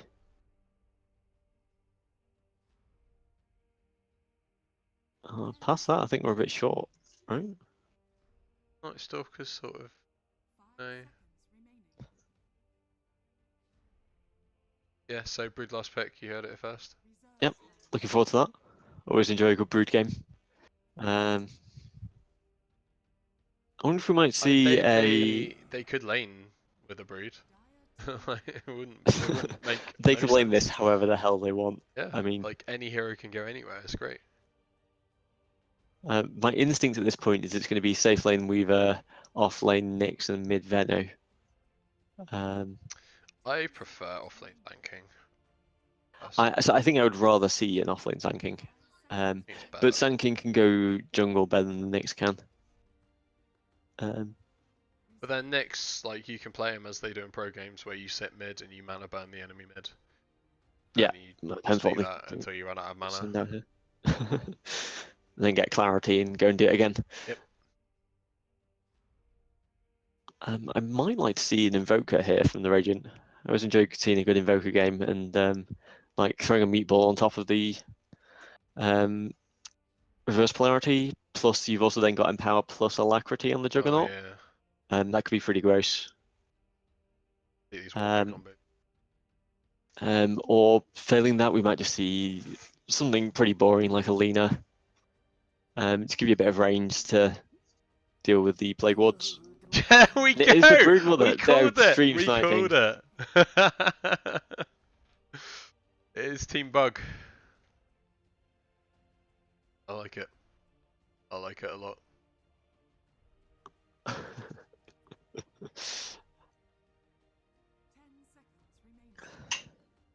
Well, I'm not sure what we're going to see here now. I assume this has to be an offlane Brood, right? Yeah. So offlane Brood, mid Veno, safe lane Weaver, and then Nyx, Sand King, support duo. Wow. Some hype here. There is the Lexing Magnus. So Brood can do a lot against this lane. And I'm not sure Magnus fares much better if they try and swap. Like the what's it called? The fuck is that skill called? Q. Shockwave. Shockwave, yeah. That's not enough to kill the spiders. And at that point, no. If you can't kill them in one shot, it's gonna happen. No. I mean, Lion Dazzle, like with Shadow Word plus. Like if he's really good on this hero, I'm really annoyed that he's revealed it in this game rather than for us. That's what I'm saying. That's what I'm saying.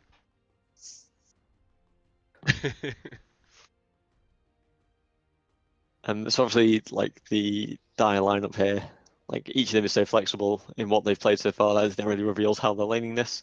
But I would assume this is safe lane Weaver, mid Veno, or Yeah. safe lane Veno, mid Weaver perhaps. Although I think Weaver's really going to struggle against the Lina. Yeah, I don't like Weaver. You're so slow when you don't have Sakuchi that the Dragon Slave is going to hit every time. Mm. Your range isn't particularly long. Like you're going to take a lot of harass. On the other hand, with the Sakuchi and the double stun on safe lane, that's a really strong tri lane. So I hope they do that. Anyway, so on the Radiant team we have Fudge based on the Juggernaut. We have Erratic Desperado on the Dazzle. Lex Lexington on the Magnus. Goon Papa John Dominoes on the Lina. And Carriero Matrix on the Lion. That's an interesting headpiece on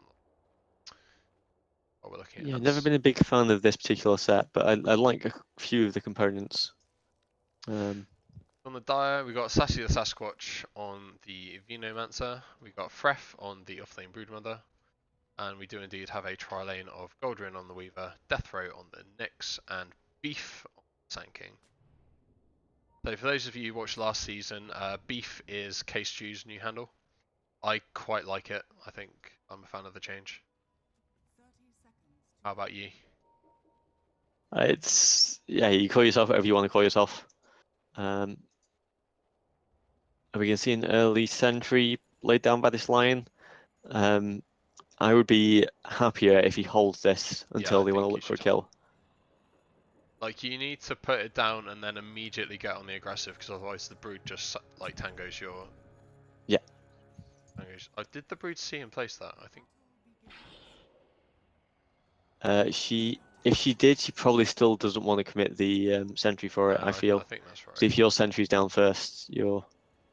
Yeah, it's kind of like who fires first in a Mexican standoff. That Yeah. would be that guy. Another nice block from Goon. Oh, the sentry's down. Sentry's down. They've hidden it in the trees. I think if you're going to go early, that's where you should put it.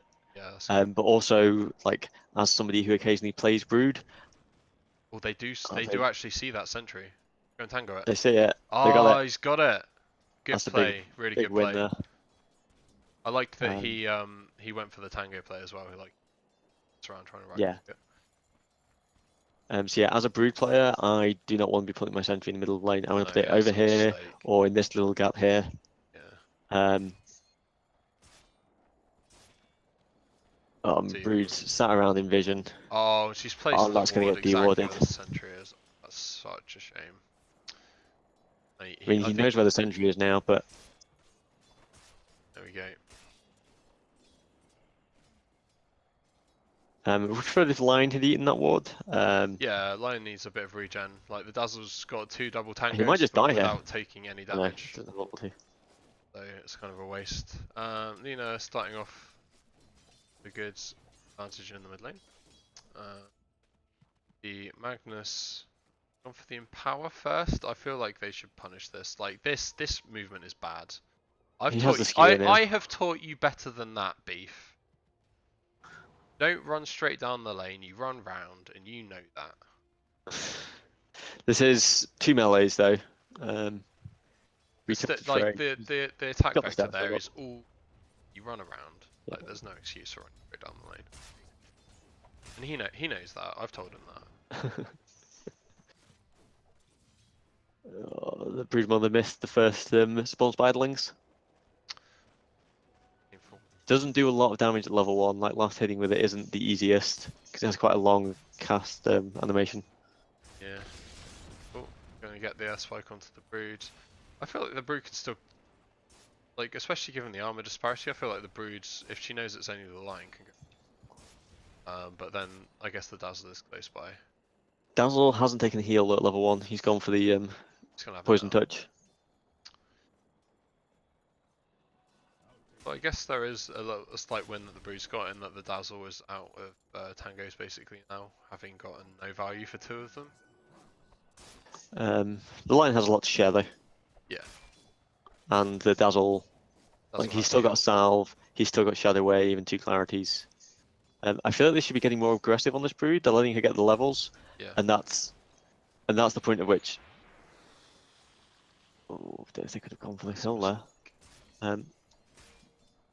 Like, so what Brood actually wants to do is sit around, spawn a few spiderlings for the first few levels, hide them in the trees, and then once you hit like level 5, level 6, at that point you're this unstoppable monster that just eats squishy heroes like Dazzle. Building up the spider army here. And then they're very low in mid now. Has an empty bottle. And Lena's just going to start farming up the wards like as and when they come out. Placement bad. Like, I know you don't want Lena to be able to farm them. Like, placing it this far back is a mistake. I feel like you place it sort of this sort of range. I think that Lena made an aggressive move. So they came over here. Oh, maybe. Venno was sat in the trees, moving sort of this way. Yeah, that's more understandable. So, yeah, Chris can get in and like a bit of this sort of range away. I mean, he must have like, a vague idea of it. Yeah, it's almost run out as well. So Start getting a little bit aggressive, especially with this little spider army. Gonna get hit with the heal bomb. This may be a dead brood. the sentries run out though. They've placed another one. They can see him again. Oh, he just needs to run outside of it. Yeah, he's got. Nice. So It's good work for the Bruges. She's gonna tango up, get back in the webs, heal up a little bit. Almost has a soul ring. So mid, the Lena is absolutely destroying this Venno. Like completely dumpstering him. He's 7 and 1. She's 33. Level 6. He's level 4. Yeah, that's. I'd wait for her to. Like, if either of them makes the move top to get that regen. Like if Lena gets that, I think this lane's over. Yep.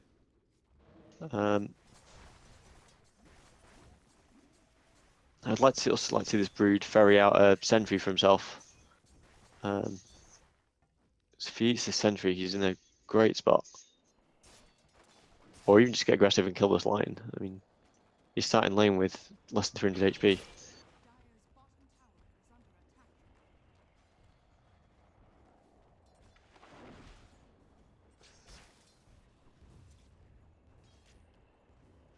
I don't think they've done enough to punish this Magnus in the offlane. No, agreed.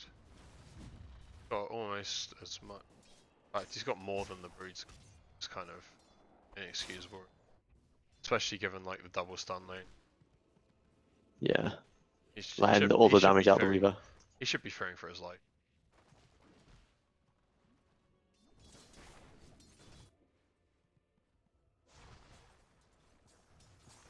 Yeah, Sand King and Nyx barely hitting level 3 between them. So I think in a mid matchup, you actually want to take more points in Gale than in Big Ward. Yeah. Yeah. Like having played against Venno mid recently, the damage on Gale is absolutely absurd. It's quite a long cooldown though. And I'm not sure, like, because I don't think the slow from Gale is doing enough without support rotations. If you can't get in range to the Lagoon Blade. And if he wants to sit and push the tower, if that's their strategy, then he has to max the Plague Wards first. I guess so. And because if you have level 1 Plague Wards, you can't ever cast them in this lane. Because Leon's going to 2-shot them from the other side of the river.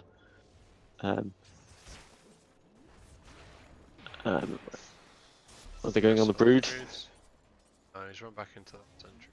I'm not sure about line mana draining rather than casting his stuns there. I think they might have had first blood with that. You got 2 points in the which stuff. Like what's brood going to do? Spawn spiderlings once. Well, brood's going to be sat on empty mana for the rest of this lane. Because he just wants to soul ring and then immediately cast spawn spiderlings. Maybe throw out the occasional webs. There's a support rotation coming out onto the Lena now. If she Lagoonas him here, that's really bad. I think this might be a dead Lena. No, they've just... Oh, they missed the slow. Venno's not getting in range for this. I Like think he Venet has commits to during that. be. I think he has to be careful for the Laguna. Like if he's not checked that she doesn't have mana, and she did have the Soul Ring, so she could have Soul Ringed for it. He doesn't want to give away the kill beforehand. They kind of executed that. They killed the broods. That was going on. But yeah, I mean so that kill's really valuable for the Dire. Because she was well, she must have been highest or second highest worth on the map at that point. The Jug's doing really well actually. 62. Yeah, Jug and Lena are miles ahead in last hits. Yep. It's Brood getting very little at this point. Yeah, I think Brood needs to try and get onto this like counter sentry game. She's gonna get enough done. Lena came back to the lane, immediately killed the Venomancer there. He was just sat around too low, didn't ferry out a salve, went for the Invis rune and got himself killed. I don't like the treads Lena either. probably going to take the tower here. I don't like the treads either on Veno.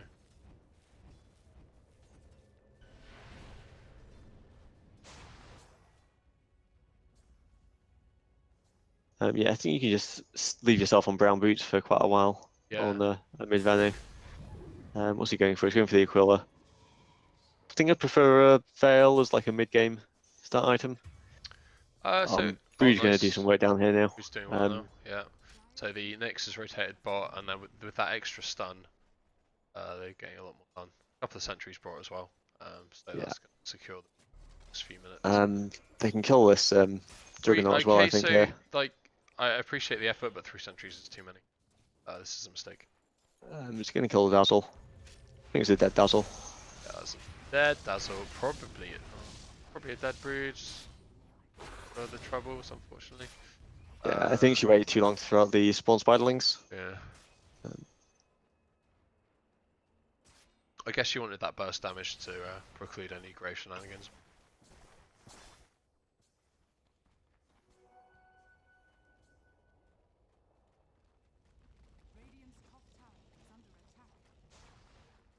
Lena going towards the straight up Bloodstone. So I'm not too sure on this kind of thing. I guess she what does do you prefer first? Well, like a Yule Scepter or something, a Veil. I think the Bloodstone build-up's too slow. Like if you're not a hero like Storm Spirit who can kill without any items, I don't feel like Lena can realistically get a kill by herself. It's a strong farming item for her. Like it gives a lot of regen for the mana, and that's how she farms. And I think the issue with Yules is if you cannot land the combo consistently, you shouldn't build that item on the hero. I think it's super underwhelming if you don't consistently use the LSA, and I know Goon struggles with that. So I think it's actually very, like, if you're aware of that as a weakness in yourself, I think not building the item is absolutely the correct choice. So if you're aware of that as a weakness in yourself, then to step into a demo lobby and fucking learn it because it's not that hard. Oh, almost hit the Dragon Slave. Would it have killed her? Maybe. It would be very close. Would have been close. I think she had about 180. Sand King. I think the Sand King should have died there.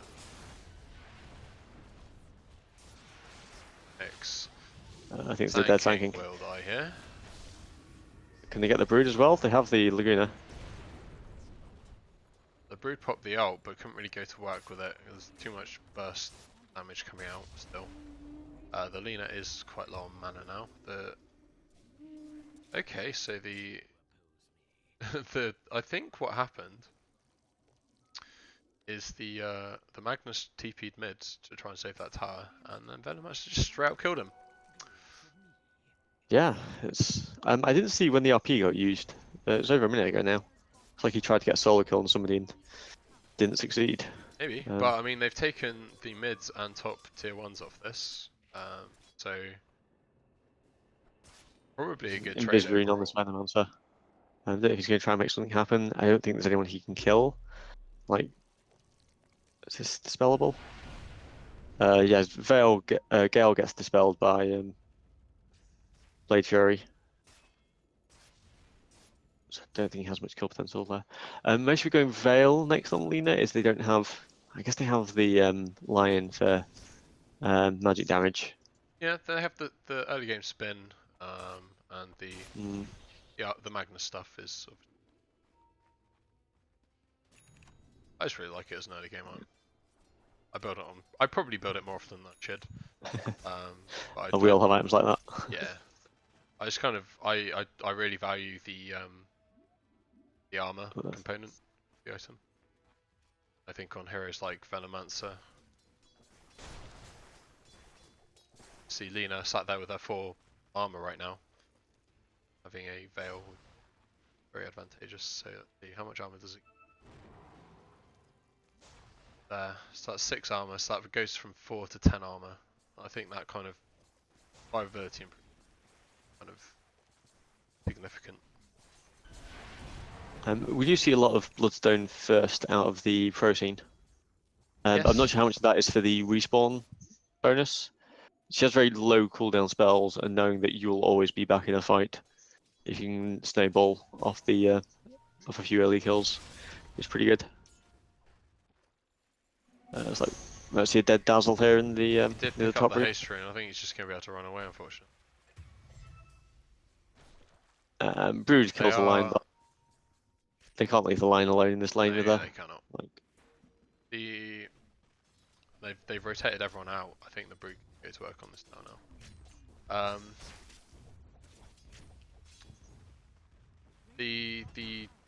don't know if it's miscommunication or what, but the Sand King and the Nyx keep stacking their stuns.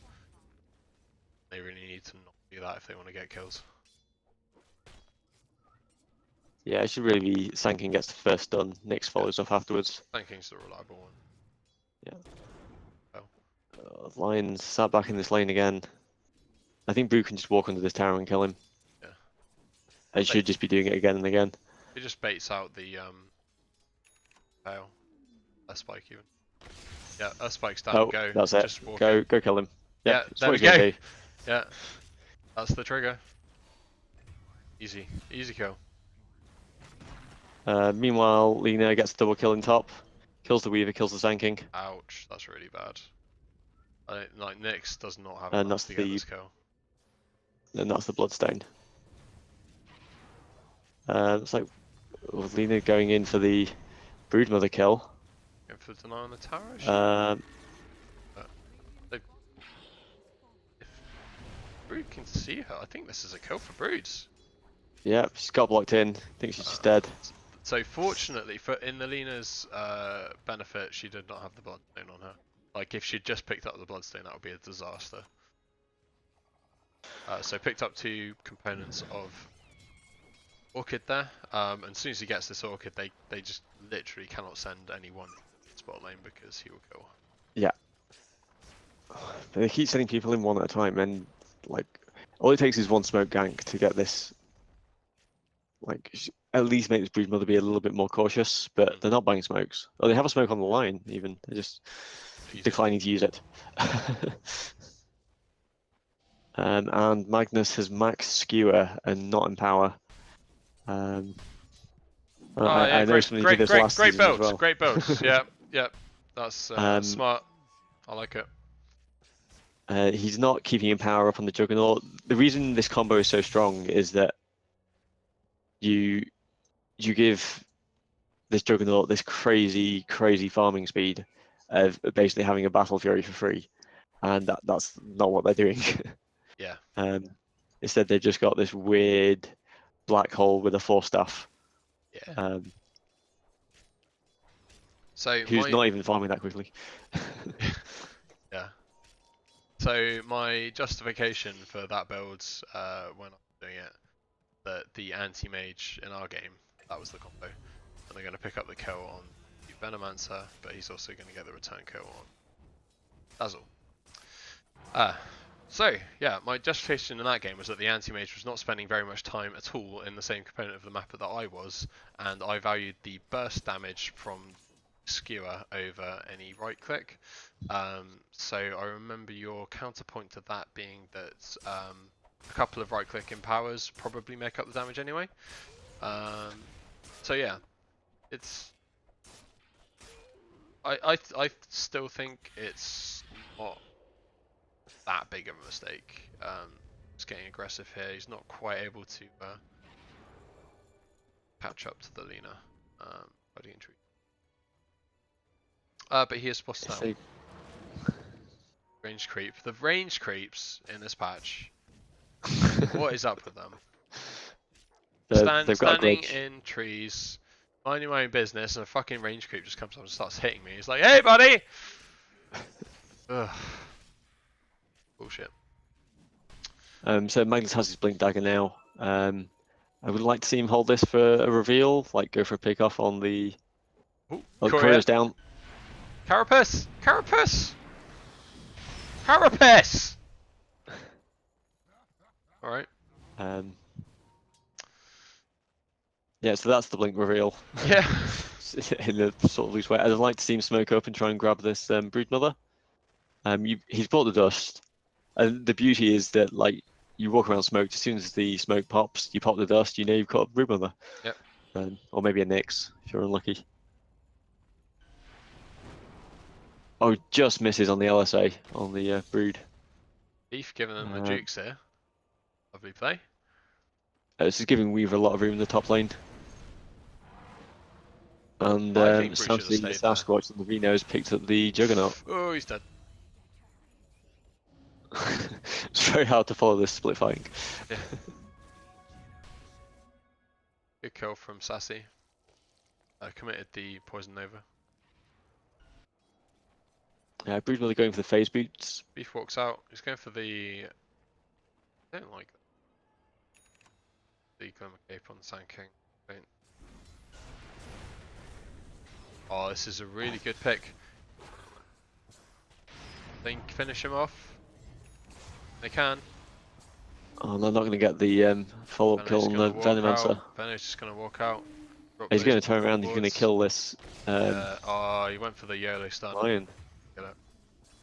I think given like the lion was dead at that point, I think going for the YOLO stun was the right play. Carapace. Okay.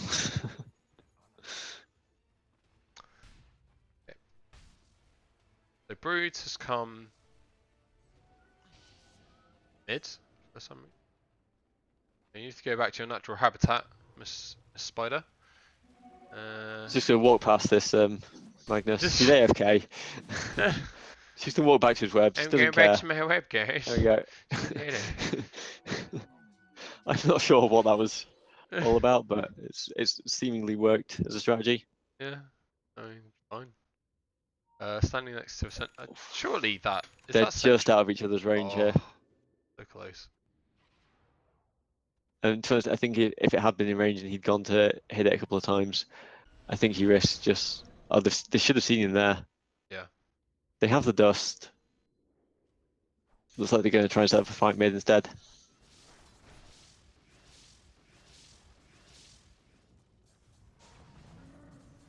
Magnus misses the impale, but they do have the RP still. And wait for it. Donk him. No.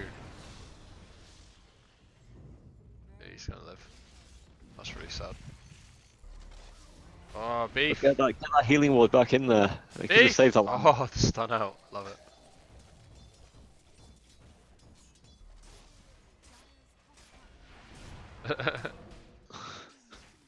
So Breeze, we've got to go ham the spot lane. Try and make hay while the Radiant pushes mid. I'm pretty sure Gold Run just be top instead of defending the tier 2 mid. I mean, they know they're fighting 4-on-4 if they're at best if they get everybody mid because Brood isn't likely to show up. She's not carrying a TP. She hasn't gone boots of travel. Is this a dead Magnus? She's blocking herself. She bought the phase boots exactly for that, and now she's dead. Oh no. Like that's why you buy the phase boots. Oh. I think Chris is better than this, but Oh, Chris. A bit of rustiness, maybe. I know he doesn't play the hero often. it's a very difficult hero to get a lot of practice with because Yeah, so it's such a situational. niche pick. Like outside of captain's mode, I feel like it's not a hero I ever play. Damn good fun though. I hate that hero. I think the worst game I've ever played in my life was the one game I played Brood. I was so unhappy.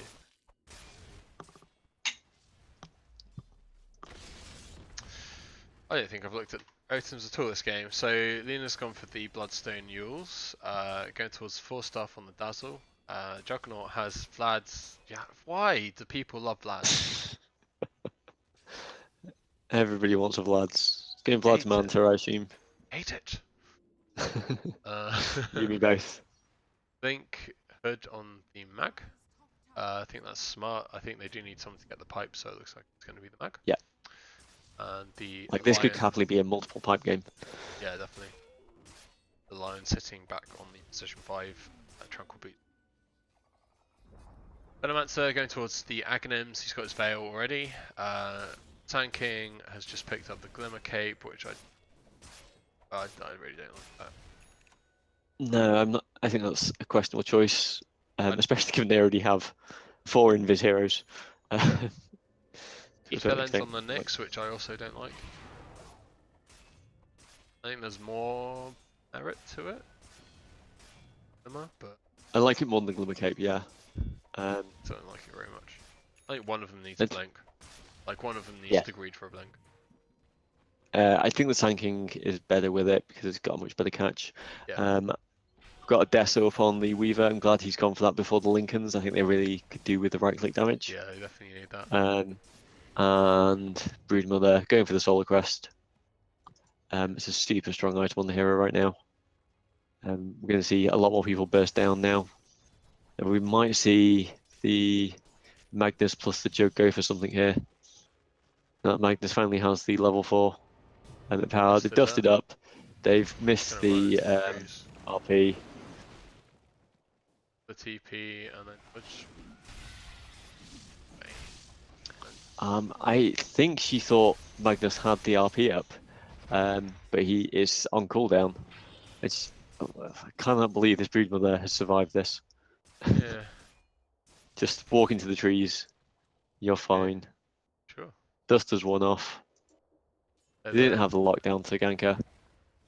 Going for it's trying to chip away at the back line here. Looking out bugs. They're all pushing bot. I think Brood should start cutting here when she is good. With the healing ward, they're just going to lose this tower anyway, though. This creep wave's not fine.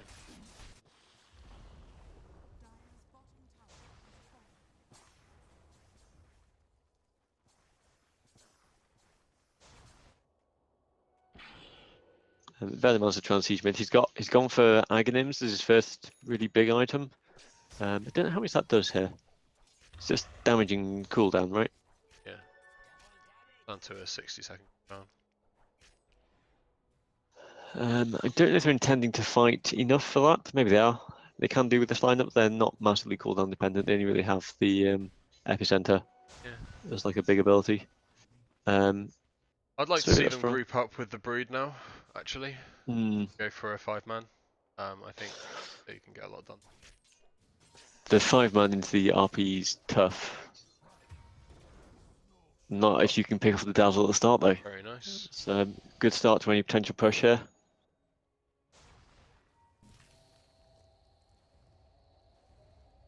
So with the bug strat, I think they're lacking a natural mech carrier. I think a mech is. I think they could build it on the Venomancer pretty happily. Yeah, he's going to become item slot limited, and he kind of needs damage. Oh, so, you could build it on Brood. Yeah. Good. Kind of restricted to pushing one lane at one time, but fine. I think this Lion's in a very awkward spot here. That's got to be a deadline, surely. Yeah. Up. Sentry. Say dead. Oh, really Oh, they got nice. this Manta dodges off the Orchid from the Yeah. Oh, the Jug. Nina's so low, and the RP comes in. The LSA just hitting. Skewered into the Lena, LSA. Lena did really good work there under that grave. Yeah. There was a It's really strong team, well executed team fight there from the Radiant. The LSA looked a little bit lucky. I don't It know hit whether they mid-skewer. intended that. Yeah. I think they intended to LSA into, like, skewer into LSA, but I think he clicked too far. Yeah. Or they disagree about where they should be Yeah. catching everybody at.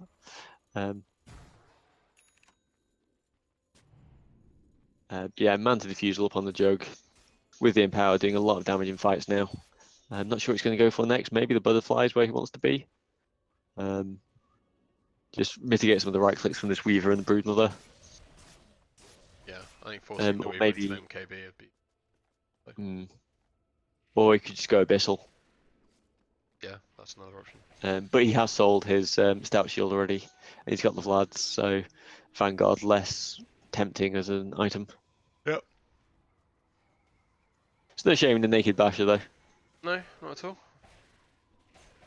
And this very dead Dazzle walked into Broodmother's lane. Didn't have any vision of the Broodmother.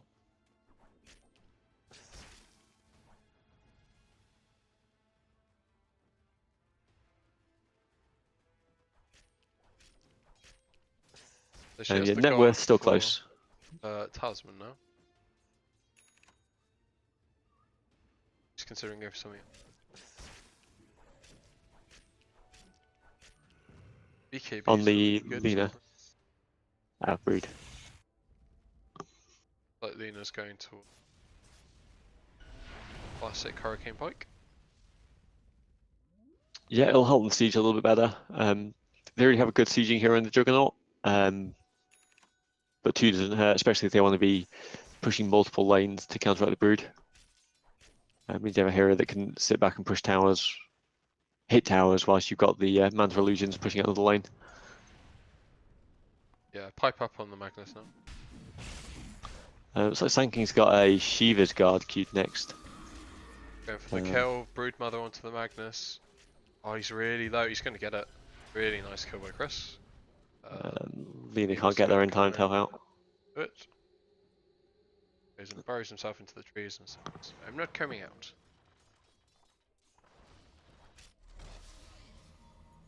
And a man's getting aggressive onto the line. Full stuffed. Okay, it's a nice blink out there. Got the blink now on the Vene. Oh, this Lion's in a very rough spot. I think he's going to die to his Nyx here. Unless he can turn the stun, get the Hex. That's a good grave, just in case. I feel like Nyx needs to remember he has an E button on his keyboard. I know a lot of Nyx players don't realise that you can cast Carapace whilst Vendetted and it doesn't break it. I mean, I know it says it in the ability description, but it's a non-obvious interaction. Yeah.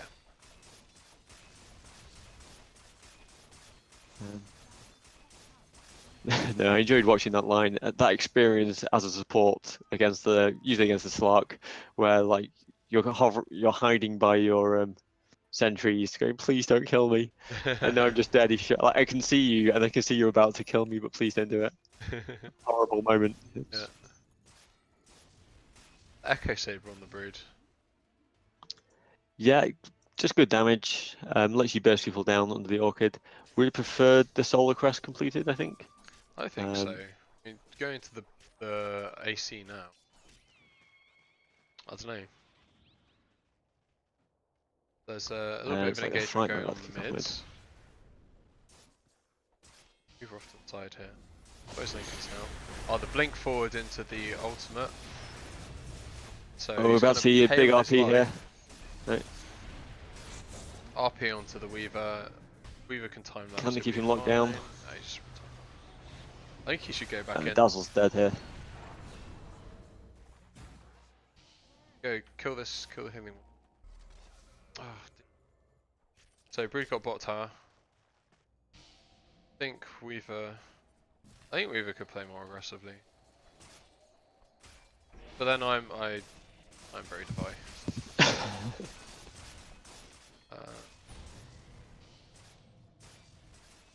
Did he just Omnislash the link? Possibly. I think he might have. No, he cast Omnislash 50 seconds ago. Oh yeah. I think he cast it during the fight. Must have been Diffusal. Yeah, it could be. Oh, he's picked up the Basher now. It's a solid choice.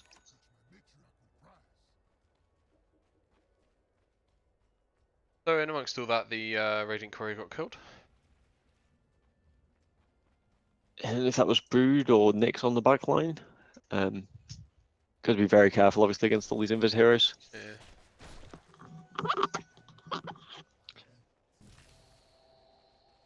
Juggernaut kind of in no man's land here. Oh, they've got the LSA. I think that's going to be a Broodmother turning with the ulti.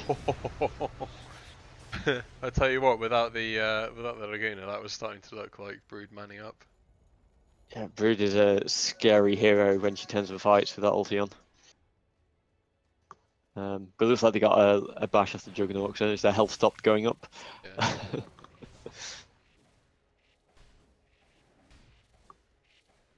We've seen a few moments here of the Dire really fighting around this Broodmother quite well with that mid-engagement. It looked like they did a really good job of disengaging as soon as like the Brood has some space and Brood was immediately moving onto the tower. I'm not sure it was a fight they wanted to take. Ivano got a bit excited to see the 5-man Poison Nova. It's always hard to tell. It's always so tempting to see, like, I have the 5-man Ravage. I got them, guys. I got them. It's like Guys, you have no either. guys. Yeah. Oh, they're gonna, and they've blown up that Weaver. Jesus, he does not have a lot of HP. He doesn't. But I like committing Another the good Poison Nova. He's going to to pay that. with his life again. Going to go for the Sand King ultimate. He's going to get it out. They've But got the again, healing ward though. This healing ward's out. That's going to offset all of the damage, basically. And all of a sudden, a super close game. They've got a lane of racks, and they've got a buyback. And they're 10k net worth ahead. They've got a dead Nyx assassin with Carapace off cooldown. Looks like Lion's going to try and hit this shrine. Yeah, that was it. Oh, yeah, do it. Ah, right click it. Definitely going for the Solar Crest. I think that's a strong choice here. I remember I was trying to kill a shrine and support Kunkka the other day. It took about fucking 3 minutes. Recently, I was trying to do it as a support Venomancer, like trying to get like this shrine just by like sitting here and putting a ward here and a ward here, just watching it take down like 1 HP every attack. Because like position 5 can't stand up there, so I'm just gonna get had by a terrible Shadow Blade hero they've got. Not a lot of excitement going around Roshan this game. No. Well, most of the action obviously been in the bot lane because of the Brood, but so I think for the Dire they struggle to take it because they don't have anyone to stand there and be punched by it. I guess the Veno is sort of becoming that sort of tank now. So I think maybe they should try and consider taking it. They have the Deso. 24 armor. Yeah. Thank you enough. But PP mid chat himself. What? I don't remember. You know. Mid is Veno. Oh no, it's Goon.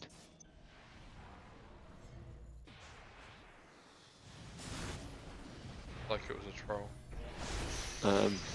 Is a dead beef. Oh, Nyx has missed the stun. Nyx is gonna die again with no Carapace usage. Weaver. They don't have detection. Again, this healing was just like, shoot it! Shoot her! Brood's going to try and take the bot lane here. Yeah, they're TPing back the Magnus. I don't think Magnus can stop her. No, especially not with Weaver bugs on him. Yep. If you could blink skewer here, just go hit the They're shrine, I sending think. everyone back. That's good play by you. And they're gonna take. No, they took out the Venomancer. I think this Juggernaut with the supports behind him can take the tower. Maybe even get one of the barracks. Yeah, they only sent back Velena after all. They cancelled a couple of teams, which is a smart play. Oh, and this is it.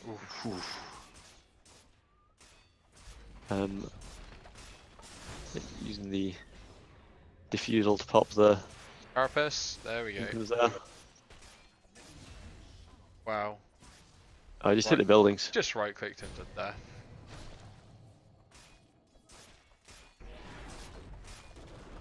They have no AoE to deal with these Juggaloons. And the weave, just they have no answer. Yeah, they have much armor, and they're gonna get the brood in the bottom lane. Yeah, It's RP committed. I think it's a good use of RP. Yeah, I agree.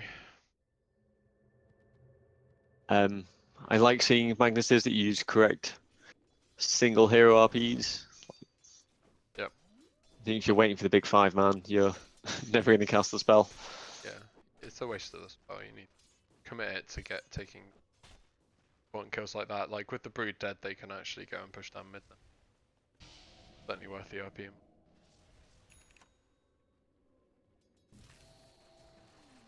Don't know if he's going to go for the refresher soon. Looks like he's going for one of the plate mail items, so Shiva's or AC. Macy's probably reasonably solid here. Lets you hit buildings a bit harder.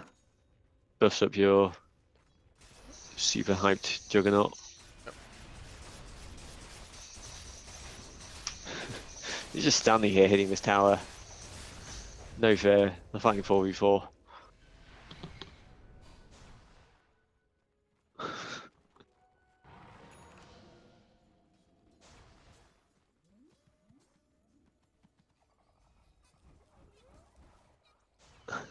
"21 Bloodstone charges up on this Lena now.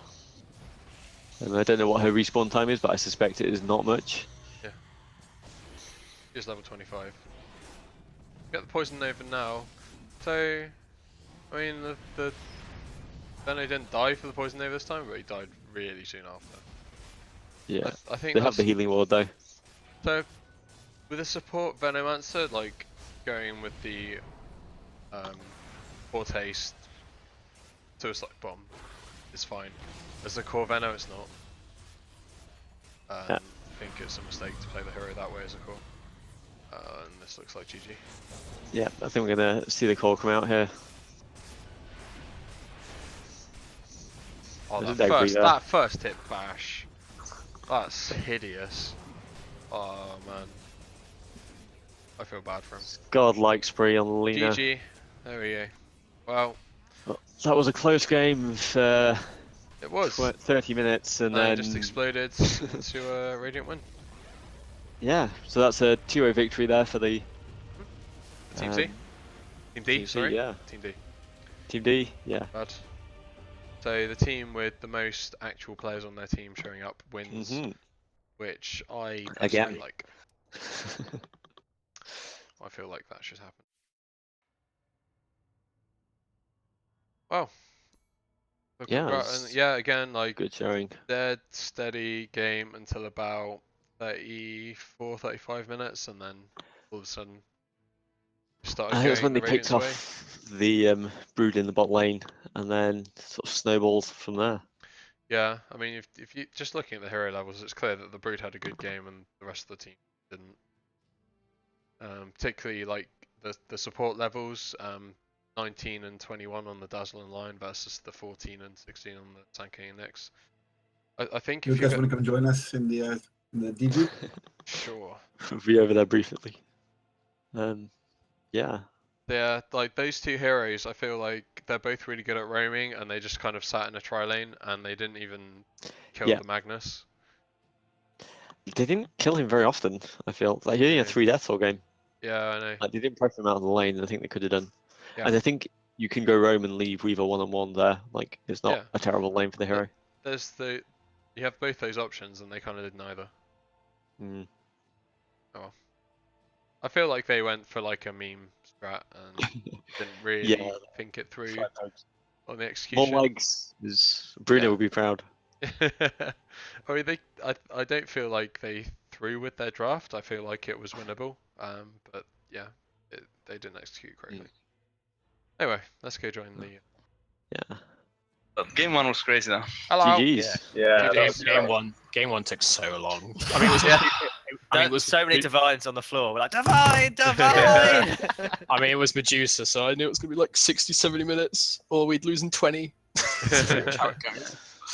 Fucking Towards Medusa your Snake does so much damage. Like Yeah, it's against insane. the Lich, Are like, you the Lich? fucking half Feel health. sorry for you, mate. Mystic Snake is crazy. Yeah, especially with the I mounts. actually killed you with it, didn't I? That was fun. Stupid. When I dropped that first rapier, I was like, oh no! Like, Give rapier to Medusa, dude. It's good. It's good strat. I like it. Please do it again. I think EG have done it. Yeah, you're right. I think the rapier was the right choice. Yeah, it I mean, was. it did pay Absolutely. off. It's turned that fight around. You That needed brought it. you. Yeah. That did really bring you into the game, and then just what? So what happened? Like, did you? Just this clockwork just came in flying through those. And then no, So you didn't have a remnant out, or did you? no, didn't have mana? I misjudged my mana. Yeah. Oh, I was the like, thing, no, 30 off. Okay. and also I just respawned, so I got the X in time, like blink, orb, X, just Yeah. right. Yeah, the puck in that game was like so big. Like that was Yeah. a pretty big reason we won that game. Man. 420, man. Oh, I bought a moonshard for the Dusa. yeah, Yeah, we saw. You know that has global range, dude. yeah. It's global. You don't need to like, What? go next to her. Yeah. Yeah. You can buy it in the shop. You get to swap it into your inventory. Stop while doing still that. the thing. Jesus Wait, Christ. It's Wait, Twitch is- phlegm. Is it the same way? No, Alchemist. No, needs to give Alchemist you has a the- short range. Moonshard Why? has global range. That doesn't make any Don't ask sense. me. Just because Ice Frog, boys. Ice Yeah, Frog. why is That it that happens? Let's ask people who play Dota. Why? Because you expect consistency. Yeah, I- like I actually said, come here, man. I need to give you.